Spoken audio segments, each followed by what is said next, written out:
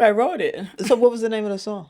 Name of the song was You Give Good Love. Now, how'd you come up with that title? Just trying to be cute. I believe in love. I do believe that true love is never hidden. Okay. I think that we need more love of mankind, that type of universal love. Good afternoon. Welcome to another episode of Myatt Jazz. My name is Renee Myatt. I am your host, and today joining us is the fabulous LaForest Cope, known to her friends, family, and fans as Lala.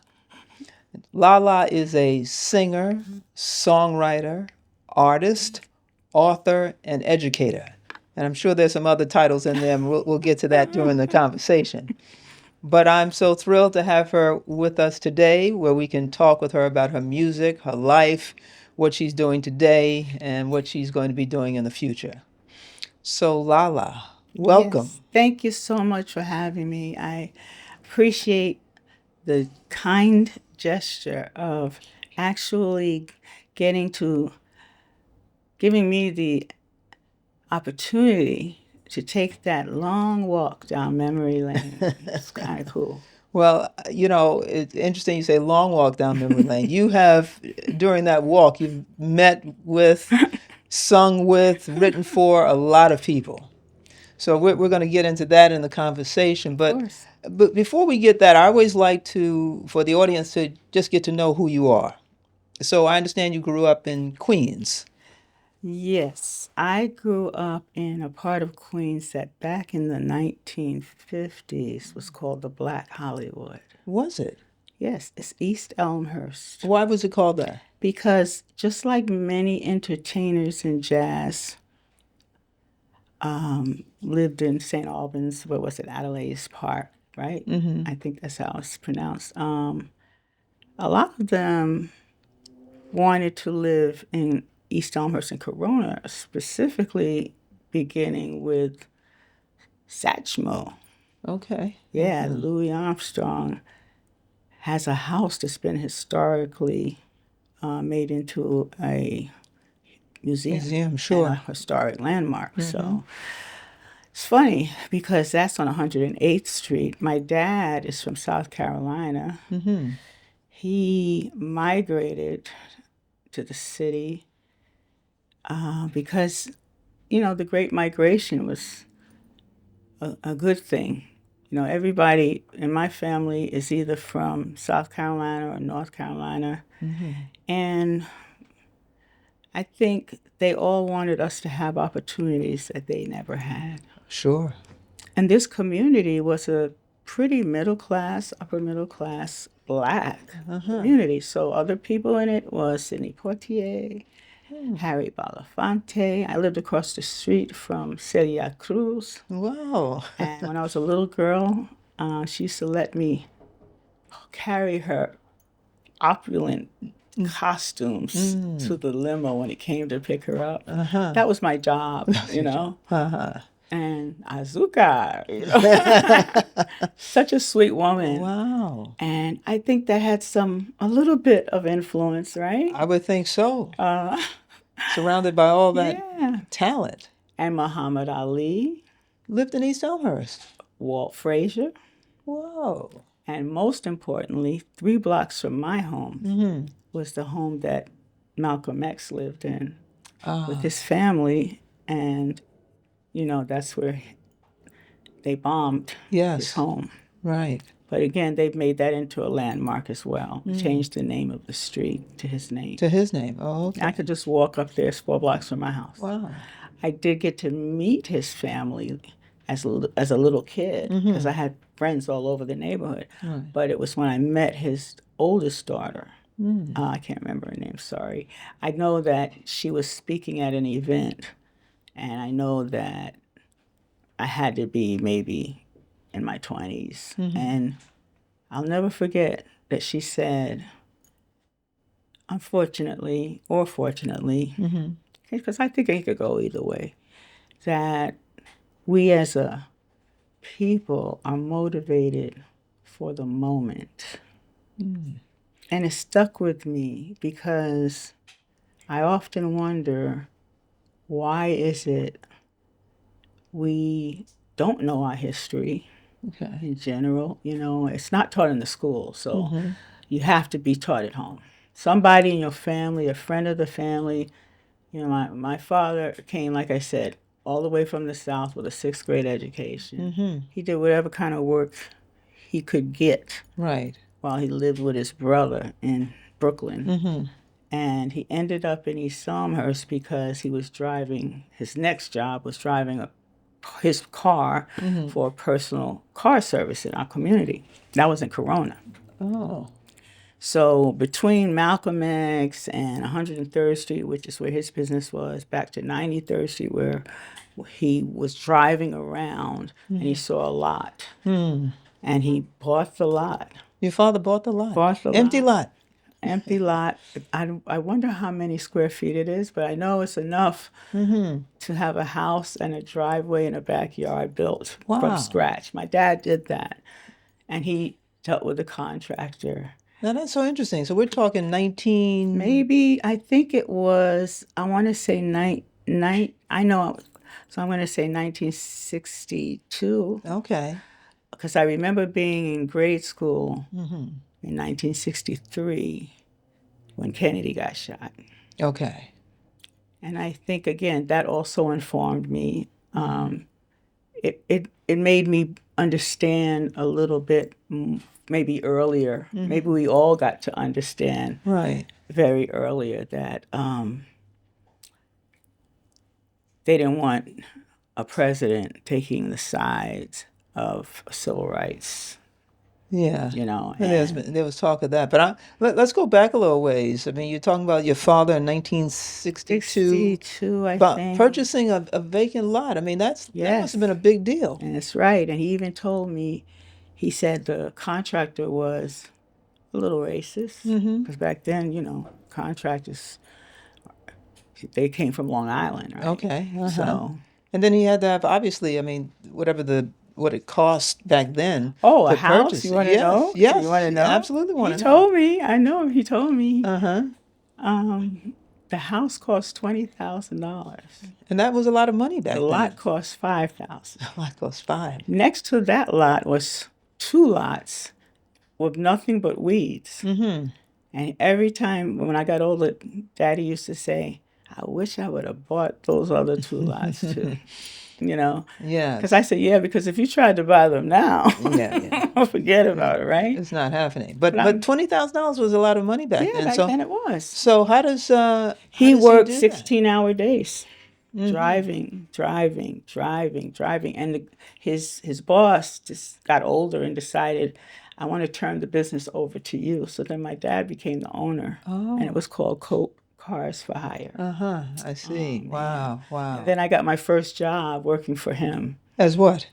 A dispatcher for the cabs. Really? He taught me how to make sure I take the phone call, make sure I have a piece of paper, I tear it off. Whatever driver's sitting over there, I hand it over to him because he's the first one to walk back into the door. And if we have a driver already on set somewhere, whatever, waiting for a customer or just dropping off a customer, I had to be smart enough to know, because he had a giant map of of the whole city. So I had to be smart enough, he said, to know that don't send a driver from the the office because it'll take them longer to pick up packs. So he's running like his own little Uber. Absolutely. And then what? You were a teenager at this point? I was a teenager, and I complained because I had my working papers at 14. And I worked at the community center called Elmcore as a counselor for the kids, So I told him, I can make more money working for somebody else than working for you. You're not even paying me. You're not even paying me minimum wages. He looked at me. He just looked at me and he said, but I am. I said, what? Where? He said, it's called the roof over your head. There you go. And the food in your stomach, okay? And your clothes. He just went down the list. Parents have a way of ending that argument. I said, okay. That's it. Yeah, I know you're right. He used to bring me my lunch. I mean, I think it was a great experience because again, it was right across the street. Northern Boulevard was where the Nation of Islam had headquarters. Oh, And so we used to see the guys in the suits and ties yes. all the time. Then down the block from that part of Corona, across the street on Northern Boulevard on the other side, was the Black Panther headquarters for Queens. Really? So as a kid, I'm in there going, wow, wow, look at this. And they had the breakfast program. They were handing out books for us to read. And of course, the Nation of Islam was handing out those newspapers. It was Muhammad Speaks, is that? Yeah, you remember. Yes, Right. yes. That's right. And we'd be like, I think we were about 16 or 17 when we started getting into that and, learning about, oh, you mean we have another part of our community that is doing something differently and it's okay. And so everyone really respected each other. Oh, okay. And I thought it was great. I thought it was a great thing to actually know that Malcolm X lived in my community and Muhammad Ali, like I said. Yeah. And my dad ended up being his private Driver? Wow. And he said Muhammad Ali texted hi. Played tips. Tips? Paid tips. Higher. Oh, he was a big tipper. Yeah, he's a big tipper. He said Malcolm not so much. Oh, wow. It was a wonderful community. It sounds like it. I mean, we played outdoors. oh. We played in the dark. If our parents let us, But Yeah. kids were always in my yard, or we were painting baseball, in the middle of the street, and wasn't a lot of traffic. Right.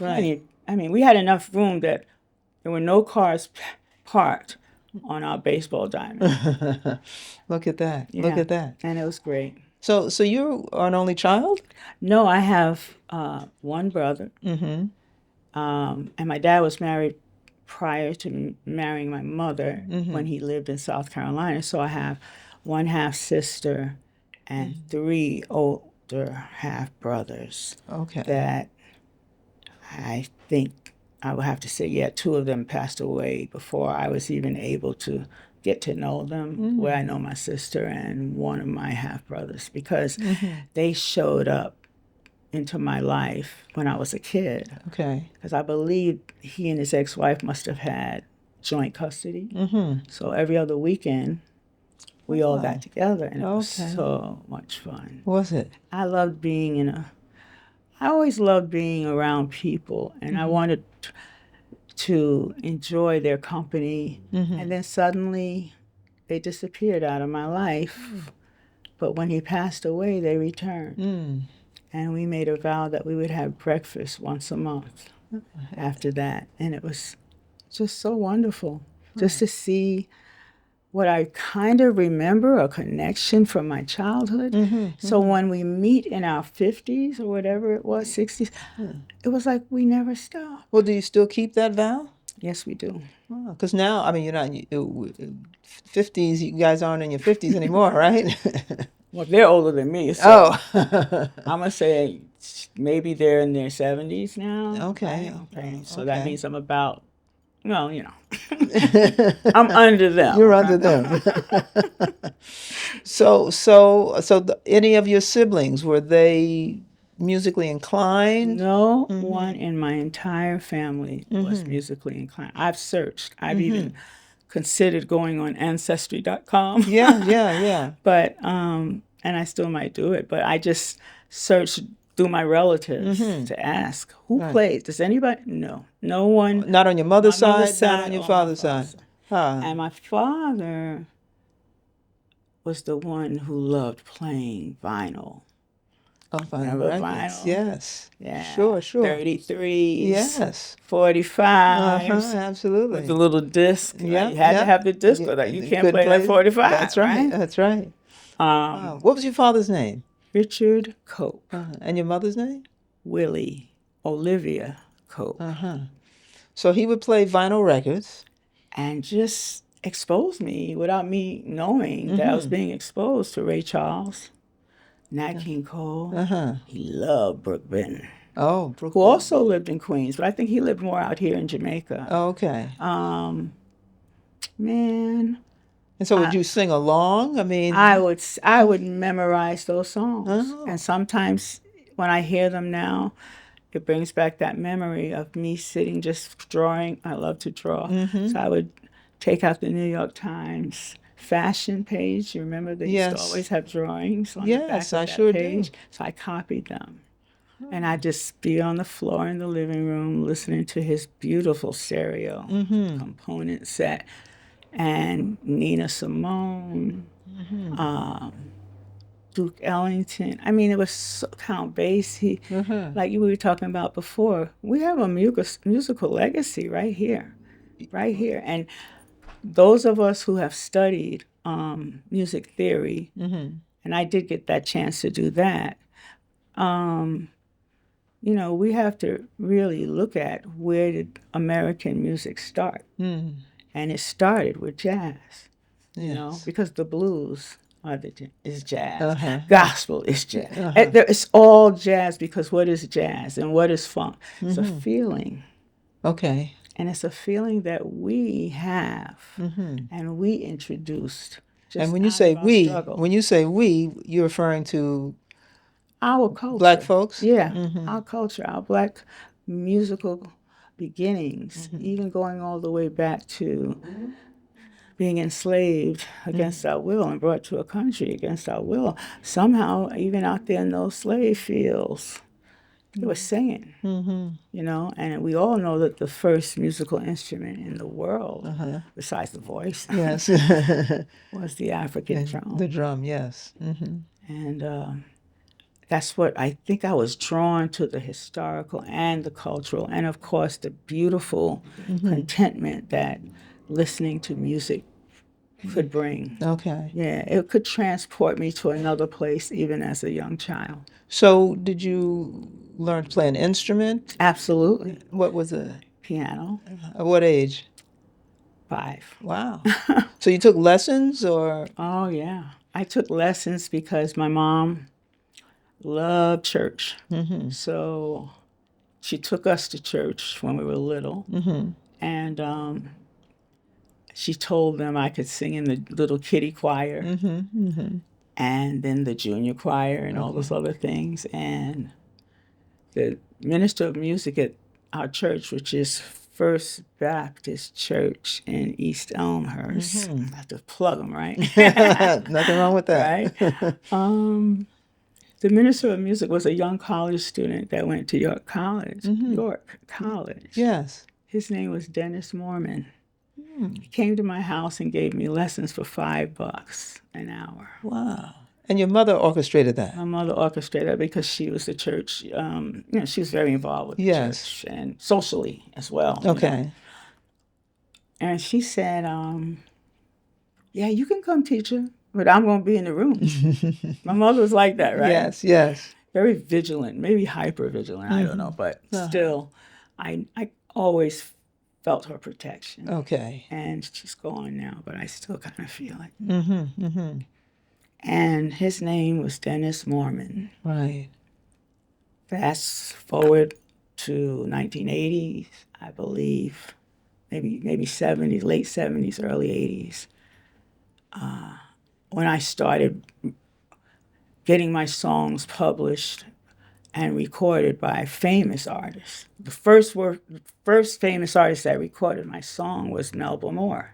Well, now this is at that point you are Maybe how 24, old? 25. So let's kind of fill in the gap a little bit. Yeah. So let's say from age 5 you're taking piano lessons. Right, and this is what kills me. I took these lessons with Dennis Mormon, and then I played for the church because he retired. Okay. He moved on. Yes. Because he was a jazz musician too. I didn't know that. Okay. I didn't know what happened to him because I was only a kid. Right. So after I did everything I wanted to do in church, I think my education changed because I went from middle school to an audition for the Specialized High School of Music and Art. Yeah. And I didn't audition as a musician. I auditioned as a visual artist because I love to draw. Remember, like I'm saying, from the newspaper. Then I love to paint, but I didn't know, that I was going to be going to the school. It was one of my best friends who tapped me on the shoulder and said, "You ready tomorrow? We're going to audition." I said, "What do we have to bring?" She said, "A portfolio." I said, "Oh." She said, "Yes, you do. Yes, you do. Just bring what you have." And in that period, I played a lot of music with the music majors at that school. So you got into school As based an on art visual art major. Right. And then while you were there, you gravitated to the music? I gravitated to the music, just like you said, because I gravitated to the music that Daddy was playing in that living room. Okay. So it's the same kind of gravitation. It was a pull, cosmic pull, force, like they say, the force. Yes, yes. So who were there were some folks in your class? Must have been, because there were kids in my class, and also there were kids in my neighborhood that were forming little kiddie bands. Okay. And not really kiddie bands, because even though we were under the age of 18, we were playing hotel happy hours at the hotels. Okay. And we were working. We started making money. We joined the union. No kidding. Local 802. Next thing you know, we were 16, 17, 18 doing gigs all over Manhattan. Wait, is this the Jack Sass Band? Yeah. And who's Jack Sass? Oh my goodness. Well, let's see. It's a lot of people that, came and went, but I do have to say that it ended up being my partner in crime, because he had such leadership skills. He went to Brooklyn Tech, and I was at Music and Art. So I kind of remember meeting him through Elm Corps, because I couldn't wait to get my working papers and get away from Dad so that I could work and make some real money. Yes, right. So by the time I was working for Elm Corps, the drummer from Jack Sass at the time said, "Why don't you come audition for our band? And I heard you play keyboards and you sing." And I said, "Well, why would I do that? I don't think any live music sounds as good as records."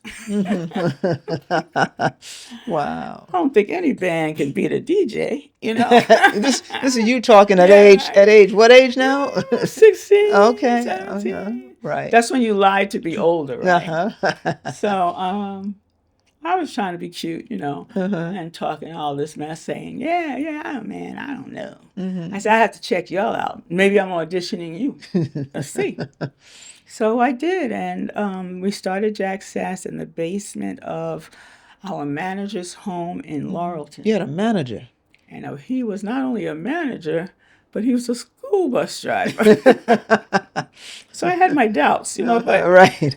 But we were young, and he was so good to us. Okay. And he would drive us to the gigs. Sure. One of my favorite gigs was up in Colchester, New York, at the only black resort.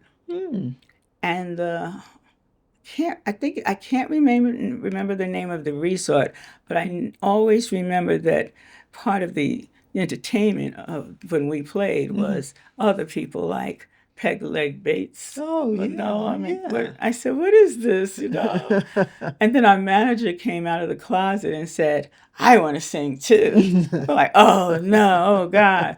So he made us learn Stagger Lee. Oh, sure. But it went very well. Yes. Right? So that's what I mean about all of these moments that have just all kind of melded into each other to make me who I am today, happened at a very young age and kept happening. That's why when I say Dennis Mormon was my first teacher, when I did my first record with Melba Moore, Living for Your Love is the title. It was a top 5 song.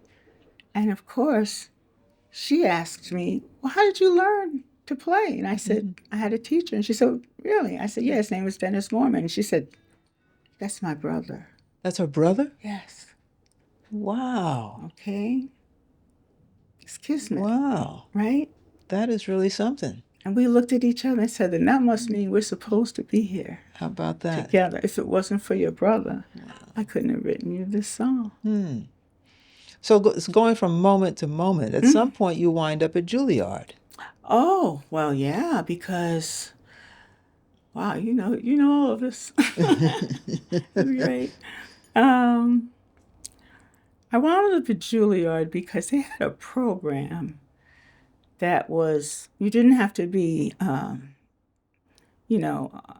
college student on the roster. You didn't have to be enrolled as a college student Oh, okay. to take these, I guess they had workshops and programs for anybody that wanted to pay and come in. Oh. And that's what my family paid a couple $100. Okay. And lent me the family car, because by then I could drive. Okay.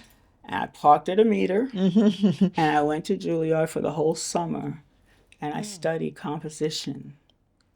And it was so informative, and in a way, it took me back again to when I was studying how to play piano, because everything at Juilliard was classical.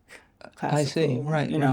Baroque, romantic, all these different periods of music that expanded my knowledge. So now I'm listening to that too. I'm listening to Schumann, I'm listening to Chopin, I'm listening to all these wonderful composers. And I believe, again, that might have been something that influenced me wanting to write songs. Right, because when you say music composition, what do you mean?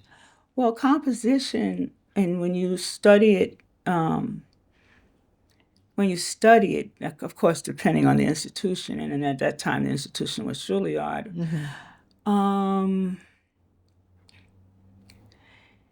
it's almost like mathematics. Okay. Music is a lot like math. It's a science, it's a math, it's everything all mixed together. You have to learn what makes for a great opening. Okay. What do you play?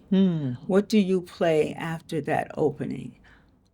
And sometimes you're playing the chorus first. Sometimes you're playing nothing. Maybe 2 or 3 notes, or maybe another instrument is coming in with a sax first. You don't know, but you are creating a template. And it's also I think in a way it reminded me of painting a picture. So you're going to have your base colors, and then you're going to keep adding other colors until you are finished. So I think music works that way too, that it's like working with an emotion, a feeling, and then just closing your eyes sometimes and letting your hands do the talking. It's similar, it sounds like, to storytelling. Exactly. Right? Yeah, because isn't a song kind of a story? It is. And my favorite songs were always stories to me. I could picture what the singer was singing about, again, when I was just listening to music. And when I stopped listening to the music that my father was playing, he finally, I think at around 10 or 11, he actually bought me my own tiny little record player? Just for 45. Okay.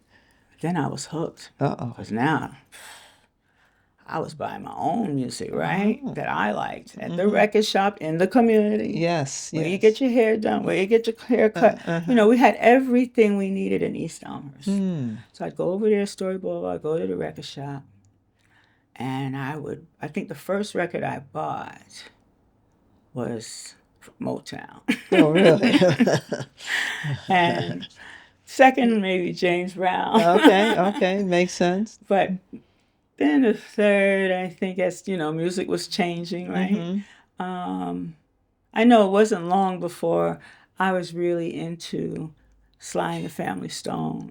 Okay, That was my first concert I ever saw live at Madison Square Garden. Really? Back when tickets were $30. Look at that. Right, okay. And half the time we would also go to Radio City. This is as a band. We would go out to see concerts of other musicians Okay. to see how did we sound in Oh, that's comparison interesting. to them. And what did we need to do when we come back to rehearsal? That's interesting. And what did you learn? Oh, we learned a lot because, they sounded so great. Mm-hmm. So the Sure. first thing we learned was about sound equipment. Oh. And that we needed a PA system. Okay. Back then, that's what they called it, right? And it was Right. called Shure. I remember the microphones. I remember and we chipped in. So the way we would do it as a band is whenever we saw something that would enhance the band, we'd all take a cut in our pay Oh. and donate it to the kitty. Okay. So the kitty built up big enough for us to buy whatever equipment we needed. Okay. And So you learned about the sound. sound, and then we learned about, and then going back to the Juilliard classes and with composition, I remember my professor was saying, because he was old, and he said, "You kids think you know about being a virtuoso." He said, "Oh, you're just getting started." And then, so like I'm saying, I'm listening to the jazz that my Yes. dad was playing. I'm listening to the funk and soul that I was buying. Yes. And now I'm listening to the classical, baroque, romantic boy. periods of music, right? Uh-huh. That Juilliard was teaching us how to copy first. So you learn by copying. So let's say we learned. Let's say we were listening to Mozart. Okay. We would have to listen to Mozart, and then we'd have to come back and create something similar, but original. I see. Yeah. Right. That's what copying is. Yes. Okay. Yes. I right, got it. Right. Okay. I mean, that sometimes, and even later on when the band decided, we had to be a top 40 band because that's how bands worked. Well, for the kids, for Okay. us. I know there were much older musicians that were playing, but since we were kids, we wanted to play the music that we were growing up Right, with, sure. right? And that's how we got the gigs, because the gigs were for parties, and Yeah. the parties liked to dance. That's right. So we were playing whatever was soulful and dance and funky, And so I think the more we played other people's music, because I remember at one point in a rehearsal, someone said, "I want to play Chick Corea's music," and I'm like, "Why?" It was so experimental. It's so avant-garde. I mean, okay, put it on. So I learned it, Yes. and I think it was Earth Juice, Mm-hmm. and it ended up sounding good. Everyone said, "Okay, you know what? I'm gonna keep an open mind." Yes. Yes. So that our repertoire ended up, containing music that was jazz, music that was funk, music that was soul. We even did some rock music because we did like Jimi Hendrix. Okay. Yes. It's funny how he was rejected by Black people in the beginning of his career. Is that so? Oh yeah. Oh, Why? I had friends coming up when we were practicing songs by him or listening to. I'd have friends come up and say, "Why are you listening to him?" Why? Because he played rock? Yeah, Interesting. and that's interesting because what does that have to do with anything? Why can't he play rock? Right. Yes. Why can't he surprise everybody at Woodstock and stop the show Yes. playing the Star Spangled Banner on electric guitar? I thought he was wonderful. Yeah. But no, he wasn't popular, and he wasn't being played on WWRL. That was which a black our radio station. And that was our black. We were listening to Cousin Brucey on WABC to find out about what's happening with the Beatles, who were the Rolling Stones, Okay. groups that ended up becoming legendary. Right. Right. Really. So that was a station your band listened to We listened back to then. the radio, we listened to, and then FM radio came out, so Right. we were listening then to BLS. Okay. Yeah. But we also listened to PLJ. And that was a rock station. Yes. And then we also listened to CD 101 when that came out, because that was more They call that contemporary yes, jazz, right. They call it the smooth jazz. smooth jazz, Yes. Right. I think it all comes together. It's somewhere, it meets somewhere in the middle, at least for us. Right. And for me, again, I think that's the best education. Some of the best education I got was the stuff that we decided to study and read on our own. Okay. Now, who was part of this band, the Jack Sass Oh band? yeah, you did ask me.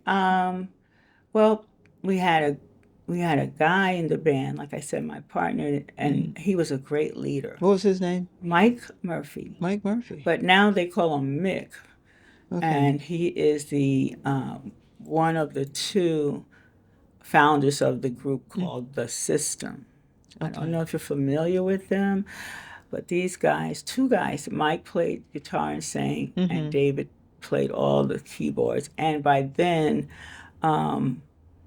sampling and all that stuff had gotten popular, and sequencing was popular. So it was all about having a workstation, a MIDI workstation, where you could just get all of your computer sounds into a keyboard. Yes. And now it's almost reverse. The keyboard sounds are inside of the computer now, right? And an app for like, if you want to have your own studio at home, right? Is that the Pro Tools? Like Pro Tools, Okay. and, Logic, and the baby one, GarageBand. Okay. So, but looking back, it's a flipped situation because back then there were no computers and no synthesizers.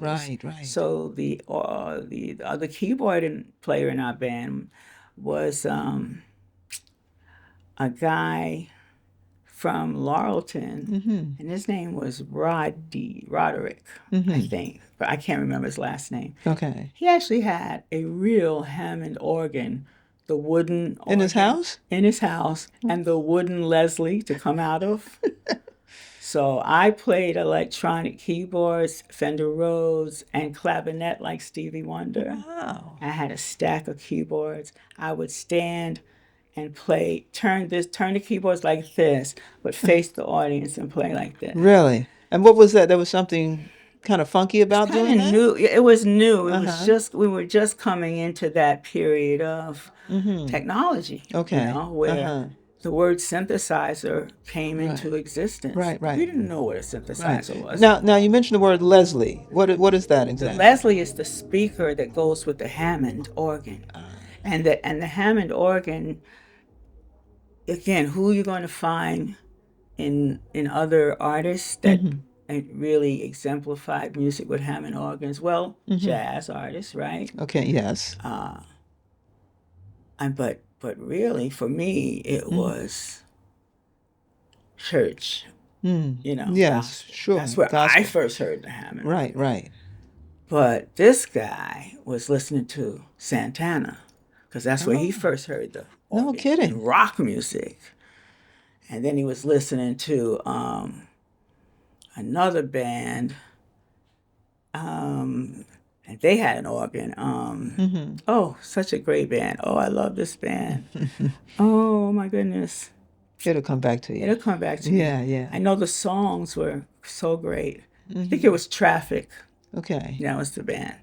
And then there was another band.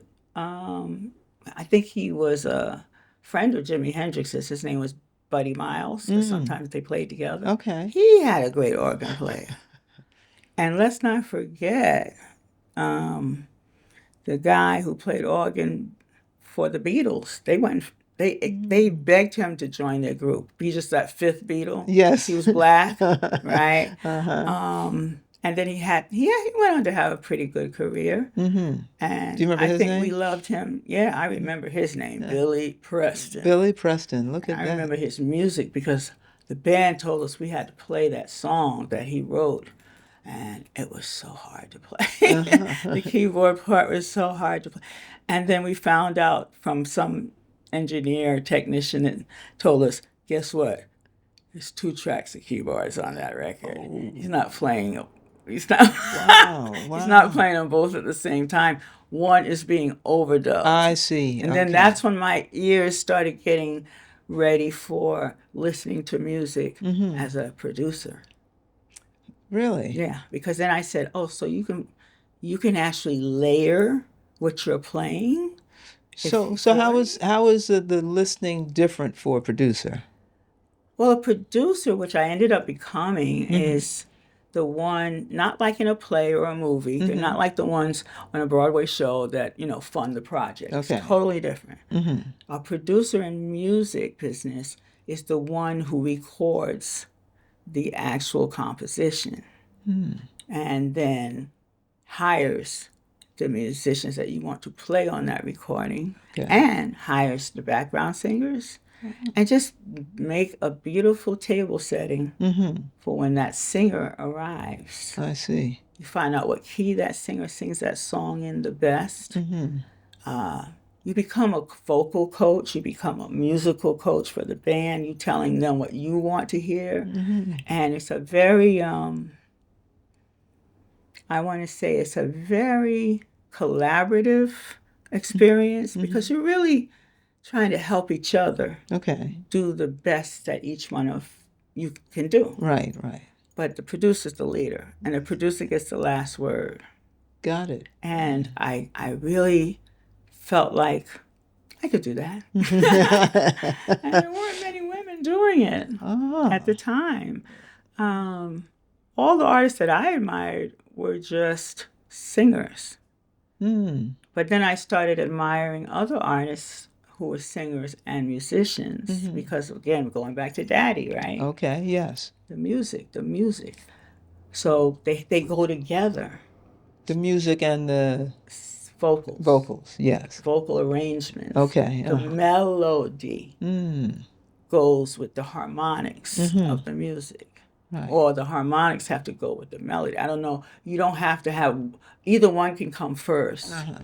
So what does harmony sound like? What does melody sound like? Harmony is the supporting chord structures that kind of dictate. It narrows down how far the melody can go outside of the parameter of the key. Now, for somebody who doesn't really follow music, what is melody? Melody is a sequence of single notes. Okay. That you can put in any order that you like. So is that like do, re, mi, fa, sol, la, ti, do? Yes, I was just going to say that. Okay. So instead of saying do, re, mi, fa, sol, la, ti, do, you might want to say do, sol, fa, mi, re. You want to mix that up and come up with a melody, right? So, and then later on, they actually taught that, and they called it solfeggio. Solfeggio? Yes, because that was a way of teaching singers how to train their ears so that you can sing in pitch and on time. So you need to have two skills. You have to be able to have a good ear to hit that right note. Okay. No, not almost hitting it or overshooting the runway, right? Yes. You have to hit it right on point. But then now you also have to think about timing because timing is everything. In terms of when to come in. Yeah. Okay. And how to stop. Where to go. Okay. I remember Miles Davis said, you got to be listening at those notes between the notes. Now, that's always interesting. I've heard that said. Yes. What does that mean? Well, there has to be space. You have to have enough respect for the audience to know that if you just go, you're not making any space for them. But if you go,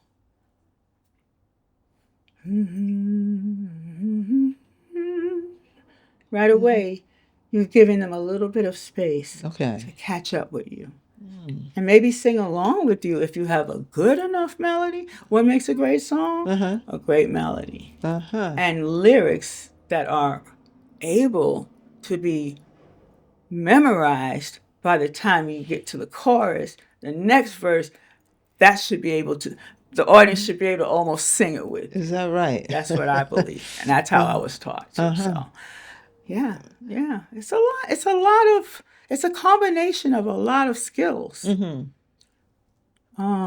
I think I just love that I was able to have that opportunity to be both. Right. Again, most women, I was told many times, just be pretty and sing, please. Don't have any You were told ideas. that. You were Yeah, I was told that. told that by a few producers. Yeah, I worked as a jingle artist and also a background singer. What jingles did you write? Um, Or I didn't. sing, I should say. I didn't write any jingles, but I Right. sang jingles because one of my friends was writing jingles, and he wanted to form his own jingle company. And so somehow he got me on the gig. It was at 8:30 in the morning, Madison Avenue. Okay. Ogilvy and Mather, I think was the company. What was the name? Ogilvy and Mather. I Okay. think it's Mather or Mather. Okay. And that was a big advertising company in New Wow. York City, one of the biggest. You go into these like rented studios that were huge, RCA studios, national studios. And I was just saying to myself, wow, look at all of this. And all we're going to sing is for about 15, 20 minutes and it's over. Because they're going to, the producer is going to mix that and then edit it and put it in spaces around that commercial. I see. So the commercial that I did was for Dole pineapple juice. Is that right? Yeah, that was it. Wow. And I couldn't continue. Do you remember the song? Oh, I wish. Oh, no way. No way. They make it the way they want it to be so that it will Okay. sell the product. I see. I don't think those songs are, well, I do think so now when I do find myself singing a jingle without even wanting to. Yeah, Right. yeah, that's right. That's 'Cause right. it stays in your head. There is an art to it. Yes. There is an art to it. So I'm not going to say, I'm not mad at you. Mm-hmm. But I guess at that age, I wanted to do something else. I wanted to do live performances. I wanted to be the artist. And what age is this now? I want to say, well, I was still playing with my band, but we were kind of getting ready to split up because we were all getting older, and we wanted everyone wanted different things. And when you say older, you were still in our 20s? Well, we broke up in our 20s. Okay, yeah. okay. And I think we were playing in clubs like Leviticus, Oh, sure. the Cellar, like I told you about, right? There was another place in Harlem called Mark IV. We used to play there. Down the block from the Cellar was McKell's. Oh, sure. We used to play there. And then we even played downtown because our music was a little kind of like punk funk, kind of like Prince, Yeah. kind of like Rick James. So we were fortunate that there was some people had ears for that music downtown. Okay. So we played downtown at Studio 54. That was a trip, right? How was that scene that you can talk about? Right. It was just like you imagine, with all those celebrities. They were doing their thing, and Okay. anything goes. Got it. But boy, oh boy, that dance floor was packed. Was it? Amazing. We played the Palladium, Wow. another dance club, like the Garage. Oh, man. We played in these clubs where the ultimate goal was to get on that dance floor and dance the night away. That must have been I hyped. thought it was great. Oh, man. I wanted to see that. And then when we took our breaks and the DJ came on, we were on the floor dancing. We never took a break. Right. We get tired. It was just being tired. Right? Yes. Yeah. I mean, those were the days that the band was, I was saying, peaking, but also getting ready to disband. And I want to say, I don't blame anybody for the things that I thought were so wrong. Because sometimes the things that you think are a failure, Okay. end up leading you to a door of success. But you don't know that at the time. You At the never time, you know. think it's a failure or Yeah, it's wrong you or whatever never it is. know. Yeah. And I think you have to keep an open heart and an open mind because you're going to transition. Well, why did the band break up then? Band broke up because of hubris. Oh, well, that does happen. I mean, whose song are we going to sing? No, I want to sing the lead. No, I don't want you to sing. I want to sing. Whose song is going to go first? I want my song to go first. No, I'm going first. How long can you do that? Right, It's like right. being in a marriage that you need a divorce, right?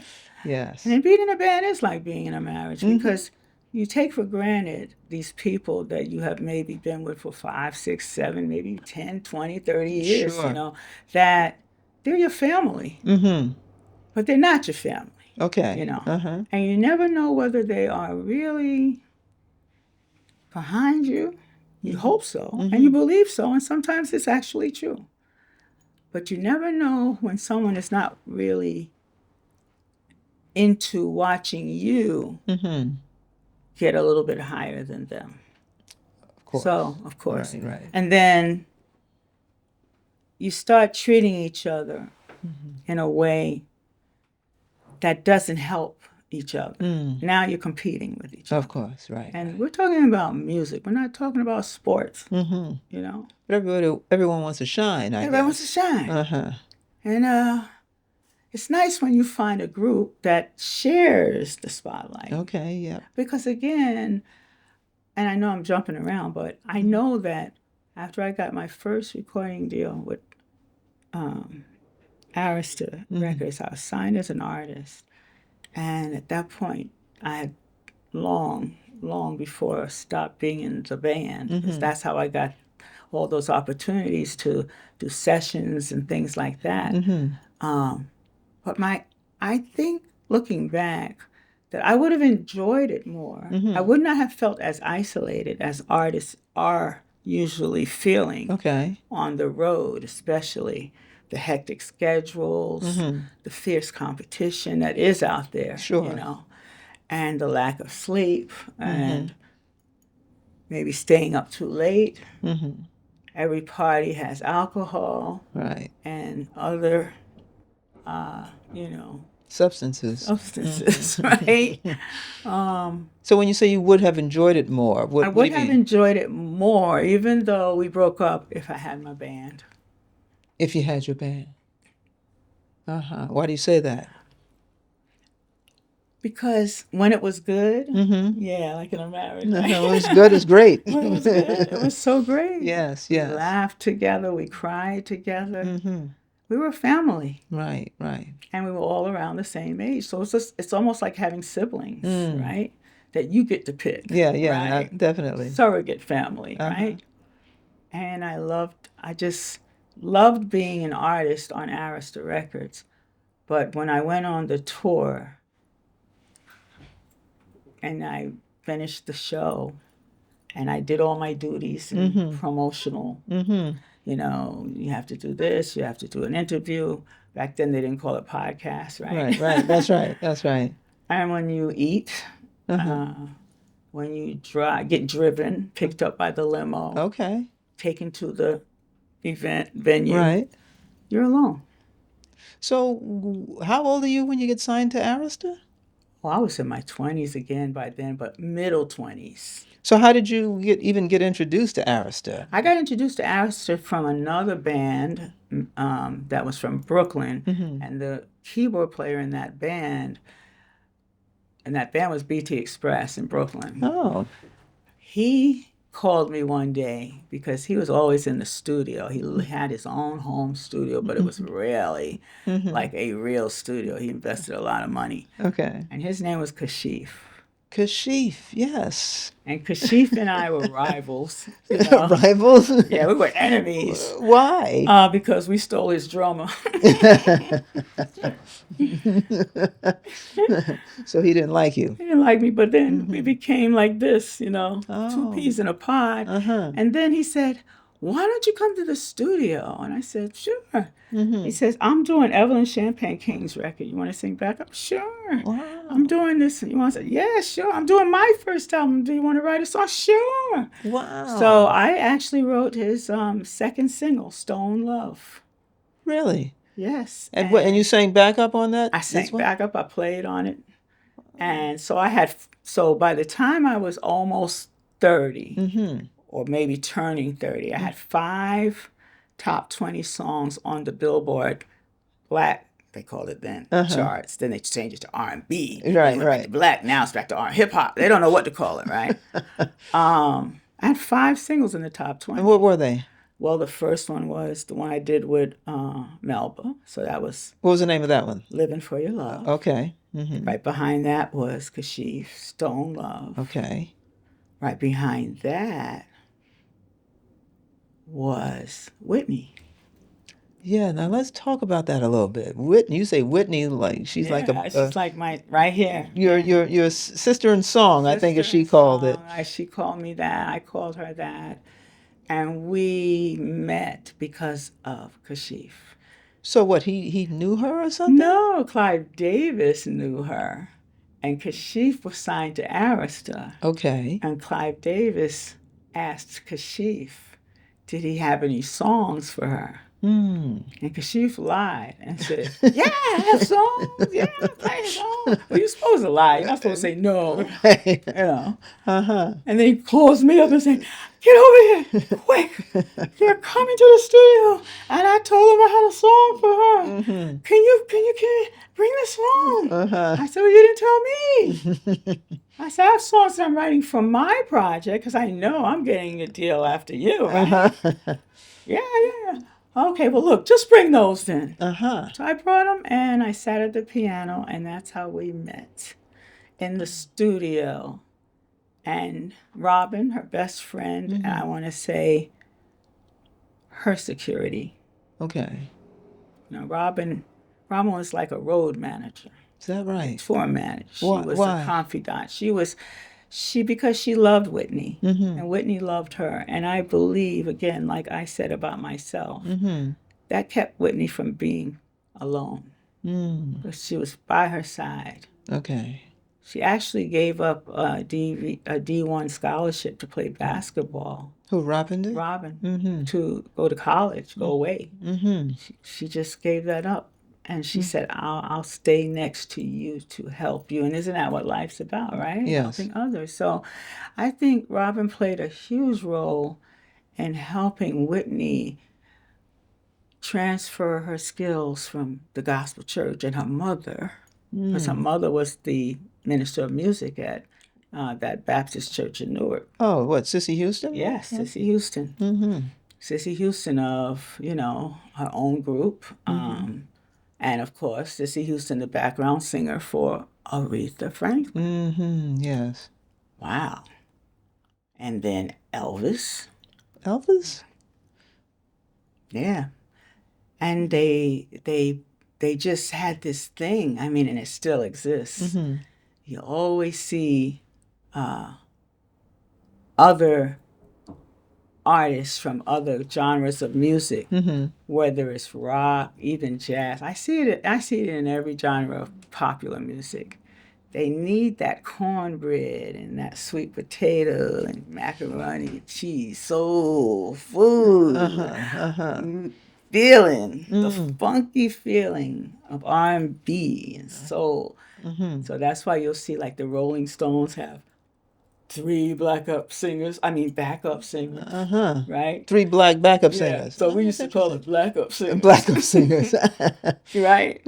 Because they want a little bit of that soul. And so one of my friends, I call him my cousin because we grew up together, Bernard Fowler, he's been with the Rolling Stones for about 35 years. And they keep saying they're retiring and then they go back out. Yeah. They call up Bernard. They call up Lisa Fisher. They call up whoever they heard were the best singers in New York City. Interesting. And all of us, for some reason, knew each other because we all kind of grew up together because, again, everybody had a band. That's how I know Marcus Miller. That's how I know Lenny White. And, of course, our baby brother who just passed Who's that? Untimely way. He was hit by a car, Bernard Wright. Oh, man. I tell you. Oh, I'm sorry about that. That just shocked us all. Was that recent? 2022. And so I think that was in May. By August 29th, we did the City Winery, and we did a tribute to Bernard Wright. And I wrote up a little piece, and we called it, I said, I want to call it something. Let's call it something. Not just a memorial. No. I said, let's call it the Light of Bernard Wright, a musical celebration. And we had so many people that loved him. Snarky Puppy. Oh, yeah? Yarborough and Peoples came all the way from Texas. Uh-huh. Who knew Snarky It's not. Snarky Puppy was going to say we wouldn't be here if it wasn't for Bernard Wright. Interesting. He was our North Star. Whoa, That's what they called him. That's a compliment. Yes. He taught those Texas music students in that Texas college. Yes. I mean, he was all over the place. And I think he moved there because he was married and his wife's family was there. So I remember him leaving New York and leaving me a keyboard and saying, I'm going to leave this with you, Lala. He trusted me. I said, okay. And, you know, he said something to me that I felt today when I walked in here. Lala, just remember, you have to find your people. That's nice. And you'll never feel alone. Wow. Well, you know, on that note, why don't we take a break? Yes. Give us a chance to use the restroom. So, folks, thanks for listening. Just hang out with us a little bit longer. We're going to take a little break. If you like what you're hearing, just like and subscribe, and we'll be back shortly. Welcome back to our episode of Maya Jazz with my guest, Lala Cope, LaForest Cope. So I just want to pick up where we left off. I want to pick up that thread about Whitney Houston, because that's huge to a whole bunch of people, I guess. I guess, yeah. But so I understand, so Kashif contacts you, tells you to come to the studio, bring your work. Yes. And so is Whitney's there, Robin is there? No, we made sure that we got there before them. Okay. Uh-huh. And you know the old saying, I got to, again, I'm always jumping around because it reminds me of the time I met Sammy Khan. Sammy Khan? Yeah. Uh-huh.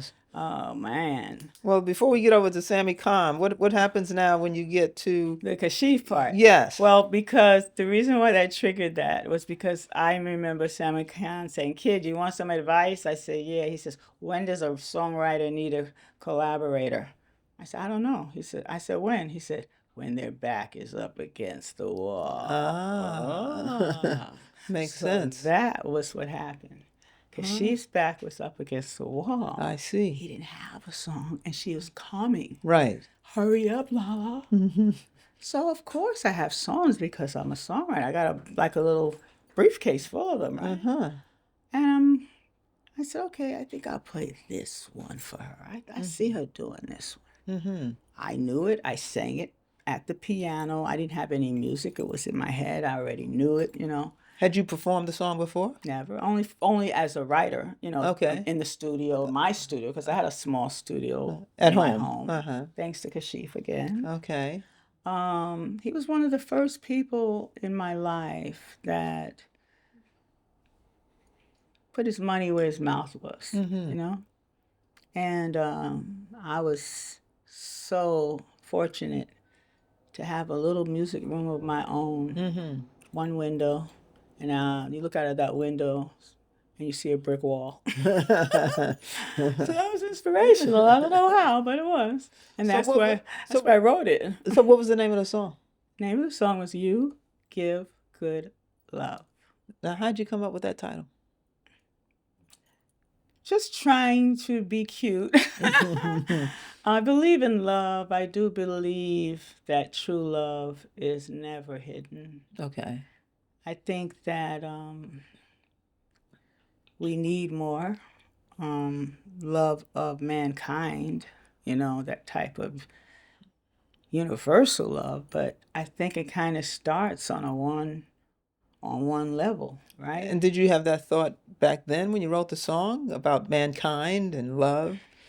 When I wrote that song, not yet. Right. Right. Because you're 20. Yeah, I was only like maybe, when I'm trying to think, because she was 19. Oh, Whitney was 19. Yes, Okay. and I know that I'm 19, 20, 21, 22, 23, 24. I was 25. Okay, all right. So you're not thinking about love and mankind. Yeah, as 25-year-old. That right. came later when I went back to school, right? Exactly. So now you come in and you sit at the piano. I sit at the acoustic piano. We're not in the studio. There's no cameras, no microphones. Okay. And I think that's kind of a good way because it's very organic, Okay, you sure. know, and natural. Mm-hmm. And if your voice can carry over the piano, that tells me a lot about you as a singer. My voice can carry over an acoustic piano very Okay. easily. Okay. So she smiled and said, "How are you?" Very polite, very, I want to say, sophisticated for a young lady of that age. Uh-huh. Uh-huh. Like, she comes from somewhere. Okay. That's how I found out. I was like, your mother, your auntie, your other, mentor, or these are all women that were famous Sure. already. Dionne Warwick, Aretha Franklin. They were almost training her up from the very beginning. Who knows? Right. I know they got her the deal with Arista. She didn't cut a deal. Okay. Right. They found the attorney. They found Clyde. They made the deal. I said, wow, what if, I said, how come my family didn't make a deal for me? But, they're not in music, right? Yes.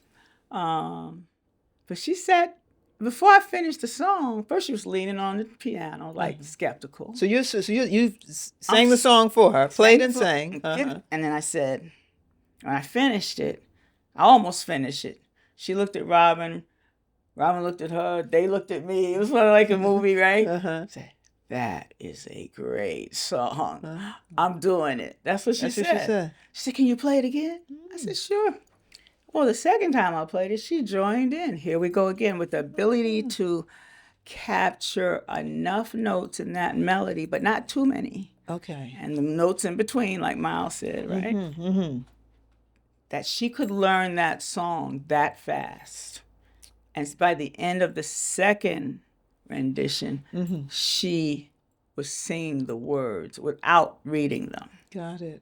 And that has a lot to do with her too. Okay. But still, I can see why that song was just perfect. And it was a fluke. Like I said, it would have never happened if Kashif's back was not up against the wall. Right. And he comes out, yeah, right. I knew she'd come through. Thanks, Lala. How about that? I said, yeah, so now let's go in the studio. And we went in this, first thing we did was we found her key. That's the number one thing a vocal producer should always do. Find the artist's key. Know what key they sing in. So because that can make the difference of a good performance and a bad performance right there alone. Right. So that's what the first thing was. We went into a smaller piano room studio at Arista Records because they had several floors in their offices on 57th Street. I remember that because I'd cross the street and go shopping at Bergdorf. So that's the first place we took her. Okay. So I played it in one key. And then again, here we go with the music training. You have to know how to change keys and play inversions of the chords. You have to know how to modulate out of one key to another key because that song has a few modulations and they're not your standard half step up modulations. Okay. And I have a few bar changes in there. Everything about it is me trying to try something new. Okay. In terms of what I have been hearing in pop music. My biggest influence was Stevie Wonder. Really? Because he could sing so beautifully. I thought he was the greatest, and I still do think his voice sounds pretty good for his age. And also, he was an activist, and I love that about him. Okay. And most beautiful melodies in the world, I think I just kind of absorbed every song that was out there at that time that I was probably hearing in the back of my head or whatever, but not, what's the word? Not copying that song. Right. Coming up with something of your own. Right. So, like I said, by the time we took her into that Arista piano room, she was singing the song too low, I thought. Okay. Because I said, I think she can sing this in a higher key. I pushed her. And I said, okay, now a little bit higher. And she said, Lala, you're killing me. I said, all right, we'll come back down a little bit. And we just played with that. We spent a couple hours just playing with what key is her voice sounding the best in. Okay. And then from there, we booked the actual recording time to record the song. And I played all of the piano for that track. I overdubbed the string arrangements. I sang all of the background. Wow. And then this way, all she had to do was come in and sing the background on top of me or behind me or with me in a lower note. Okay. Because our voices blended like this. It was unbelievable. And, it's just sounding so good. Just as an instrumental. That's when we knew we're ready. Okay. So instrumental, strings, I did background, and I want to say, because we did 2 songs on her, I did the second single, Quiet as It's Kept, and that was... You wrote her a second song for her? I sure did. Which it was one called was that? Thinking About You. That was her second single.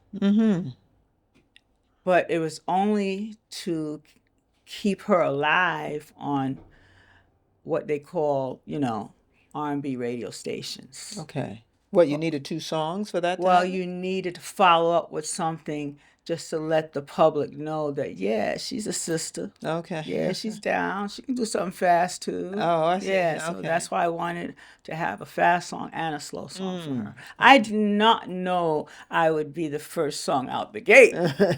That was a shock, Yeah. But a wonderful feeling. I got the call, and, So the song won some awards? Oh, yeah, it went crazy. I just said, oh, wow. And the thing about it is that we cut that record maybe in the summer or, no, let me see. Yeah, I'm going to say, because I remember it was summertime. It went all the way through the fall and the winter, and it came back around to spring, and that's when it was released. Oh. So it was a big waiting game that was, part of, I guess, the marketing. I don't know. Or maybe they needed to fly her to other producers, because I know she worked with famous writers in Philadelphia and LA.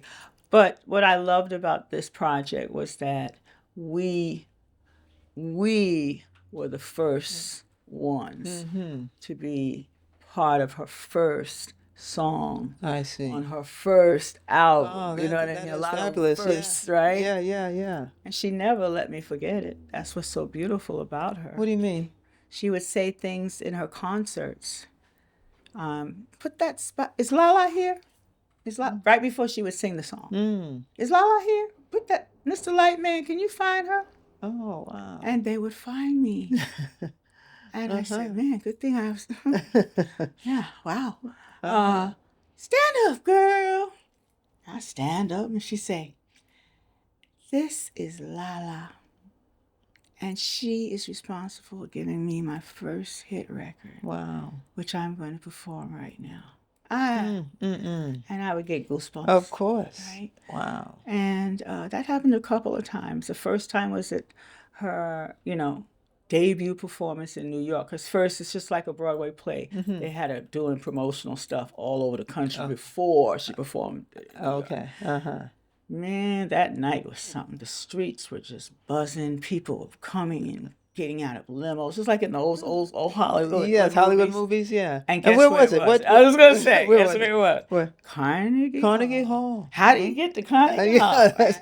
And trust me, not many of us get there. And so wonderful. We're so happy that night. And that was the night she put the spotlight on me and said that. And I just almost felt like crying, and then it happened a couple of other places, because whenever she did in New York area, she'd have her people contact me and say, Whitney wants to know if you're coming. Right? She wants to make sure we have, your backstage passes and everything that you're going to need to enter. And I said, thank you, tickets, everything, whatever. And of course, I'm bringing someone, you know that, right?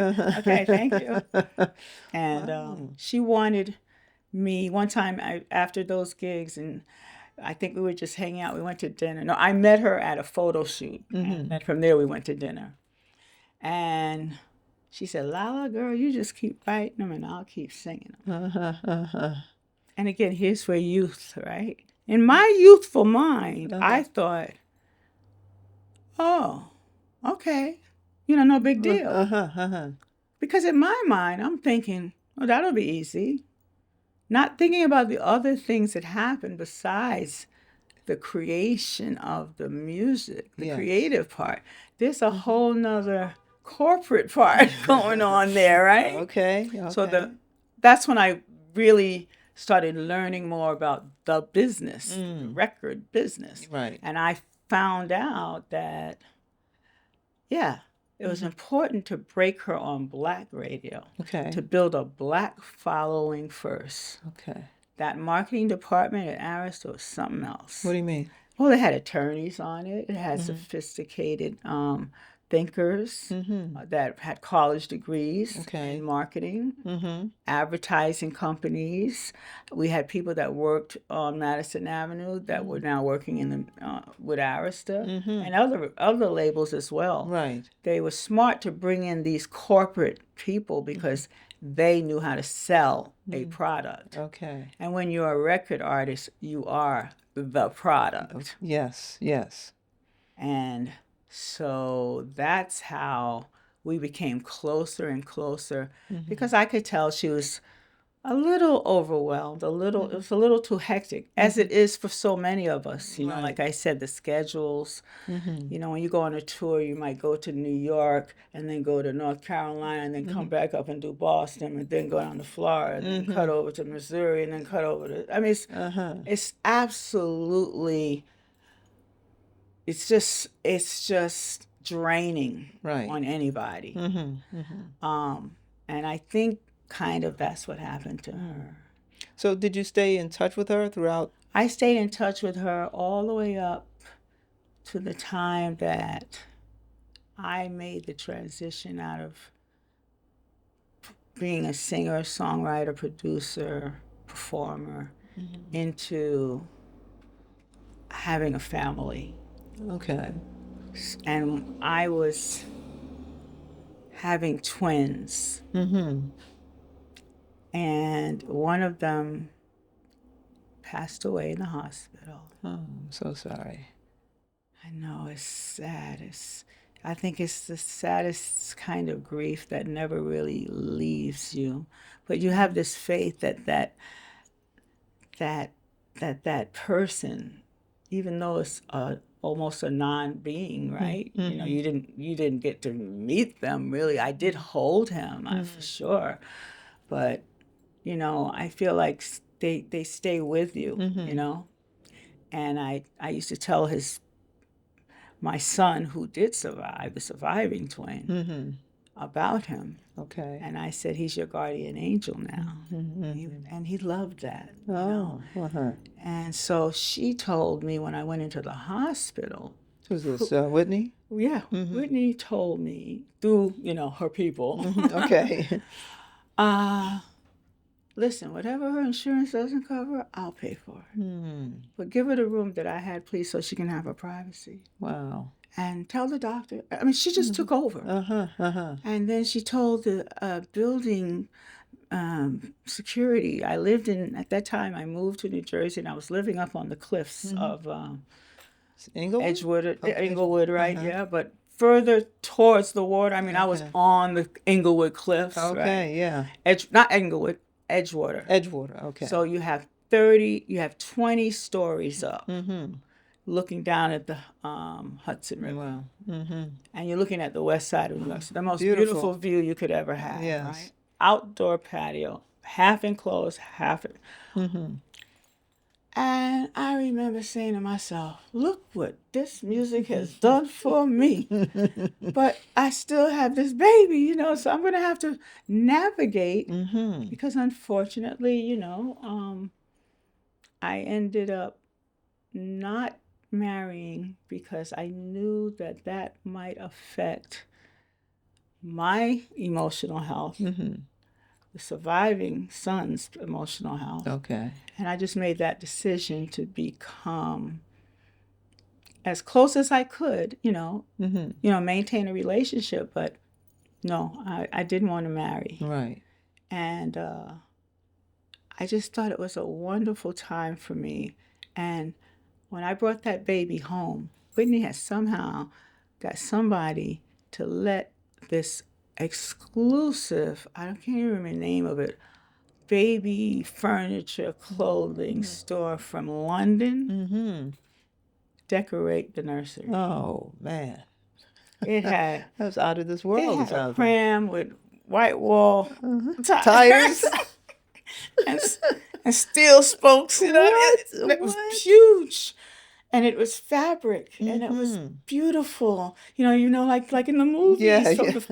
I can never thank her enough. The bassinet, the changing table, the transition from that to a bed. Yes. I can't remember all this stuff. And when I walked in, I was like, oh, how did it get in here? And all the workers were going, ha ha, you never know. Right. And then it was filled with flowers, as was the room that I actually stayed in the hospital. Yes. And she sent me a letter. I did not see her, but I was feeling her all through that time. That's why I did not know what was happening to her. I see. I didn't know that she was succumbing to this level of, I feel like sadness. I feel like possibly loneliness, And even though she was married, right. Bobby Brown had his own career. He also had a lot of debt. Okay. She took care of that too. Did she? Oh, she took care of that. Wow.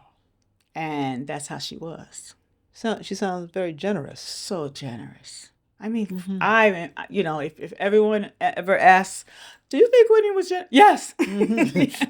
I can tell. I live to tell. Yes. How generous she was with me, and I heard about how generous she was to others. So I know. Right. Her whole family were on her payroll. Yeah. Wow. So, yeah, she was quite a friend.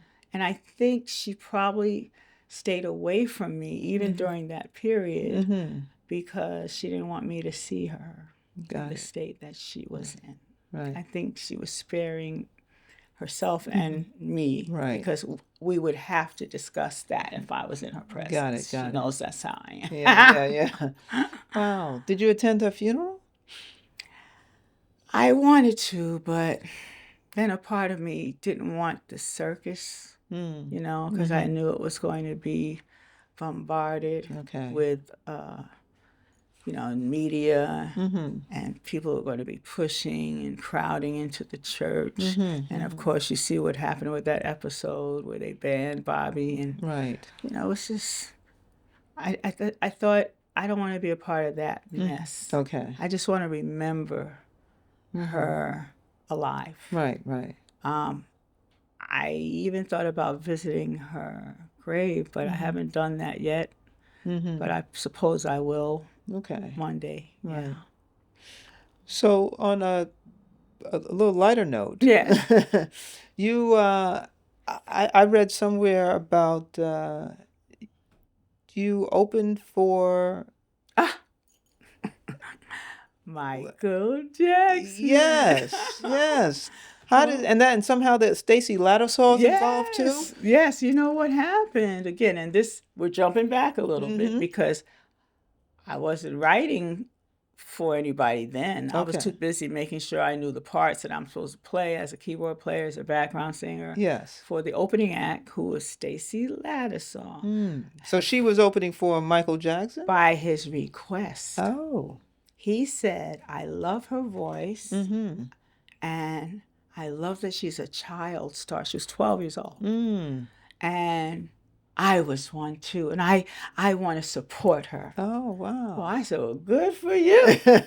And all of us were so much older than her. Yes. But she was our baby, so we took care of her, and we made sure we protected her backstage, or if we could tell. So you guys were the backup singers? Backup singers, and I also played keyboard. Oh, okay. So you got like 2 for the price of 1 with me, right? Yeah.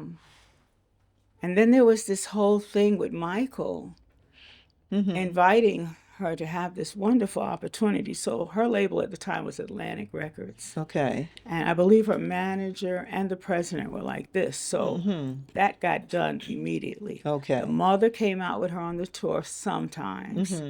I don't remember the father, but I think he was out there too. But I do remember seeing her backstage 5 minutes before showtime at the wings, on the wings of the, right behind the curtain. Yes. Getting ready to enter as we pushed the music. We played a little bit just to get people ready. Right. And then we, setting it up for her to come out while we're playing with her microphone singing, right? Okay. That's the best way you can start a show. Okay, got it. We helped her know how to do that. Right. And still she would freeze. Stage fright? Serious stage fright. She Oh, was wow. young.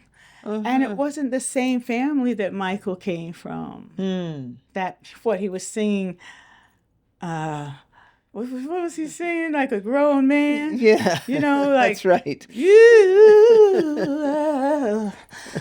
when Right. I thought I was hearing a man. Yes. It was him at 9 years old. So she wasn't him, and he didn't think of that part. Okay. But we did as much as we could to make her feel peaceful, calm. We taught her some of the tricks of the trade. Okay. And she became like our baby sister. Oh. And we had a ball on the road. And some of my friends that played in that band are not even with us now. But again, this was the greatest time of my life for that age. I mean, we were going to every city, looking at these arenas of 20, 30, 40, 50,000 people. Wow. Packing these arenas. And it was almost like the Beatles were playing because the girls took up most of the audience. You didn't see boys. You just saw girls with their dads or moms or whatever. Right. But these girls were passing out. Really? They loved him so. So they had EMT trucks and everything every time. Yeah. Because some of them fainted. Oh, my goodness. All he had to do was walk to the edge of the stage, maybe point at one. It was amazing. I watched him every night, too. After we opened, we could go home or do whatever we want. But me, I would go back to the wings, and I'd watch him every night. And I said, I haven't seen him miss one note, one step, nothing. He was a machine. Incredible. He was a dancing machine and so polished and experienced. I know because he started at 9 years old with that family, that musical family. So unlike me, he came from music. It was all around him. Yes. Right. And in a way, I think he was lucky, but then in a way, like we talked about earlier, sometimes what you think is lucky. Right. Sure, he became the richest artist in the world. Sure, he broke that color line on MTV. Became crossover. That's right. He was the first artist that was Black that they would put a video out on MTV. Got it. Most Black artists, if they were on anything, they were on BET. Okay. Or Soul Train, which I got to play that too. Oh, look at you. Yes. And when Whitney played it, she actually mentioned my name again to Don Cornelius. Wow. He said, I heard that song and it just made me want to cry. I have to admit, a man crying, right? Unheard of. And she said, well, that was written by Lala. And he said, am I supposed to know her? And she said, she looked like she was a grown woman. She said, you should. I loved it. Right. And then she went on to tell him all the other people I was writing for. And again, that was Whitney. Now, who are all the other people you've written for? Because I have a like very I long said, list. I can't remember the whole kit and caboodle, but I could tell you, like I was saying before, I remember the sequence. It was Melba, Kashif, Right. Whitney, 2 songs. Okay. So I'm gonna say 2, and then I've got Lilo Thomas, Lilo Thomas. Glenn Jones. Glenn Jones went to number 1. Whitney went to #1. George Pettis? George Pettis went to the top 20. Carl Anderson? Carl Anderson was in the top Stephanie 60. Mills? Oh, that went up to the top 10. Yes, I produced Stephanie Mills. Oh, you were a producer on that one. By that one, I went to LA again by request of the label that she was on, and her manager, Cassandra Mills. Funny, these names I can remember. Yeah, right? yeah. She wanted a woman. Here we go with the politics again, the gender politics. Okay. There are very few women producers and also engineers. Huh. So have you ever seen a woman win a Grammy for Best Producer? I don't know. So what's that about? In pop music. What do you R&B think that's music, about? Rock music. I think it's about a little bit of bias. So are you saying there are women who are producers, engineers, but they're just not getting the recognition? I think they maybe don't even go into the field. Ah, so they're not even in the pipeline. No. Uh-huh. I would say maybe compared to the number of women who want to sing and be artists, Okay. I would say it would be maybe 10% of that group, Interesting. maybe less, Mm-hmm. that say, well, I don't really want to be in front. I want to be behind the I scenes. see. And that would mean being either a producer, Mm-hmm. even an attorney. Mm-hmm. I worked with a wonderful, and I still do work with her, Louise West. Mm-hmm. Was one of the only Black women entertainment attorneys. Mm-hmm. And I was thrilled by the idea of having her do my contracts. Okay. She was a professor at Howard University before she opened her own firm. Oh. She was from Washington, D.C. She got a law degree from American University. Mm-hmm. And again, this was also, again, you know how I say things influenced me in the Yes. back of my mind? I kept thinking about how sophisticated, how smart she was. She was so intelligent. That was really like so Excellent. cool. Excellent. And I said, and you dropped out of college. But, you know, I tell my college students, once I became a professor myself in English, I tell them, listen, sometimes these things happen. You might drop out of college because someone called you up and said, listen, we heard you're from the Dominican Republic and you play great baseball. You want to be on the Yankees? What are you supposed to do? Okay. You Okay. can't turn that down. And so you dropped out of college for what reason? To be in the band. Okay. Exactly. You know, it wasn't even a second thought. No, because it was something you want to do. An Right. opportunity comes along, and you say yes. Right. Yeah. And like Tom Seaver from the Mets, my dad loved the Mets. Okay. Used to say, you gotta believe. Mm-hmm. You gotta have faith. Yes. Like, you know, George Michael's record, right? Yes. Yes. You have to think Mm-hmm. that you are never gonna need anything to fall back on because you're gonna make it. Right. Right. We're gonna make it. Uh-huh. And that's again what the band brought to me, that support group that we all believed in this one mission. Gonna make it. Now, we were talking about women being kind of in front of the mic as opposed to behind it, so to speak. And I read something that I believe you wrote. So you say the misconceptions about musical talent diminish the industry's ability to address it effectively. What did you mean by that? Do you remember? Wow. Yeah, I remember. Oh, wow. I'm just, I guess, like I said, a kid from the 70s who saw civil rights movements, Black Power movement, and the feminist movement, all back to back, and the gay pride movement. So I was seeing all of these things as a kid growing up and, you know, becoming a young adult involved with whatever I could get involved with. So I think what I meant by that was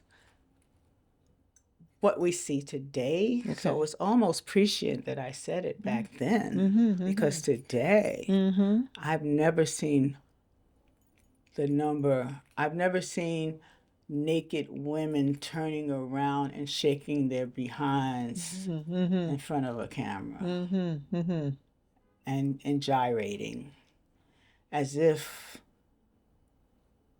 they were strippers, prostitutes, Okay. things that demean a woman. And that they'd be that desperate to allow someone to tell them to do it and just do it instead of saying, I don't do that. But again, this business attracts every level of every human being that you could possibly imagine. I remember being told that people in the music business are in the music business because they come from the streets. They are not educated, they are unsophisticated, and they don't like to work. They don't want to work. And they think it's going to be easy. Easy money. So you don't disagree with that statement then? Because based on what you're saying, it is not easy. Exactly. Music business is hard work. It's so hard. So if you believe that, most likely, I'm not going to say you're going to fail because I've seen too many acts be successful, right? Yes. That when you speak to them, you go, okay, I think I'm on my way back to the planet Earth. Okay. But not to demean them or anything, but just you could tell, like these people really are coming from, like they said, the streets. They're gamblers, hustlers, drug dealers, as we know. Okay. Especially when rap got into the picture, right? Okay, gotcha. But even before that, let's go back to even like Wilson Pickett. What do you mean? Wilson Pickett had a manager that would pull out a gun on the musicians if they didn't show up on time. You heard these stories about James Brown. Not that he was I don't know. I don't think he was a gangster, but I heard he would use weapons and have fits, and say, I'll kill you. You're late to rehearse. You're playing the wrong beat, whatever. So, I mean, there's a lot of, I want to say, there's a lot of ignorance that you're going to run into that you don't expect to.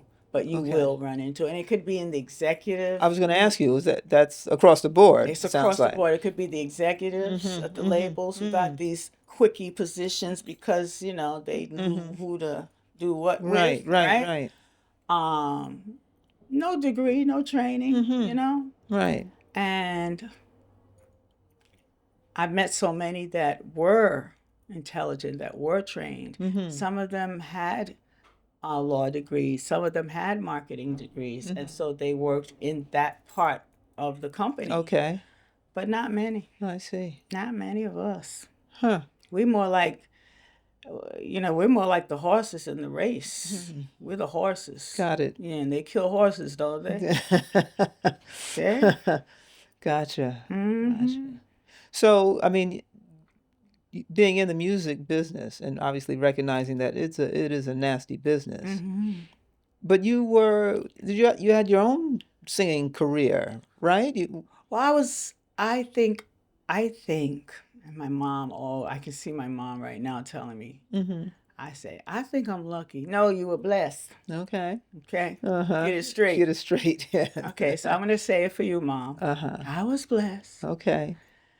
And I had the right people in terms of my emotional and social development. I was taught by my manager, Jim Tyrell, who was a Black pioneer in music. He was the first Black senior vice president at CBS Records.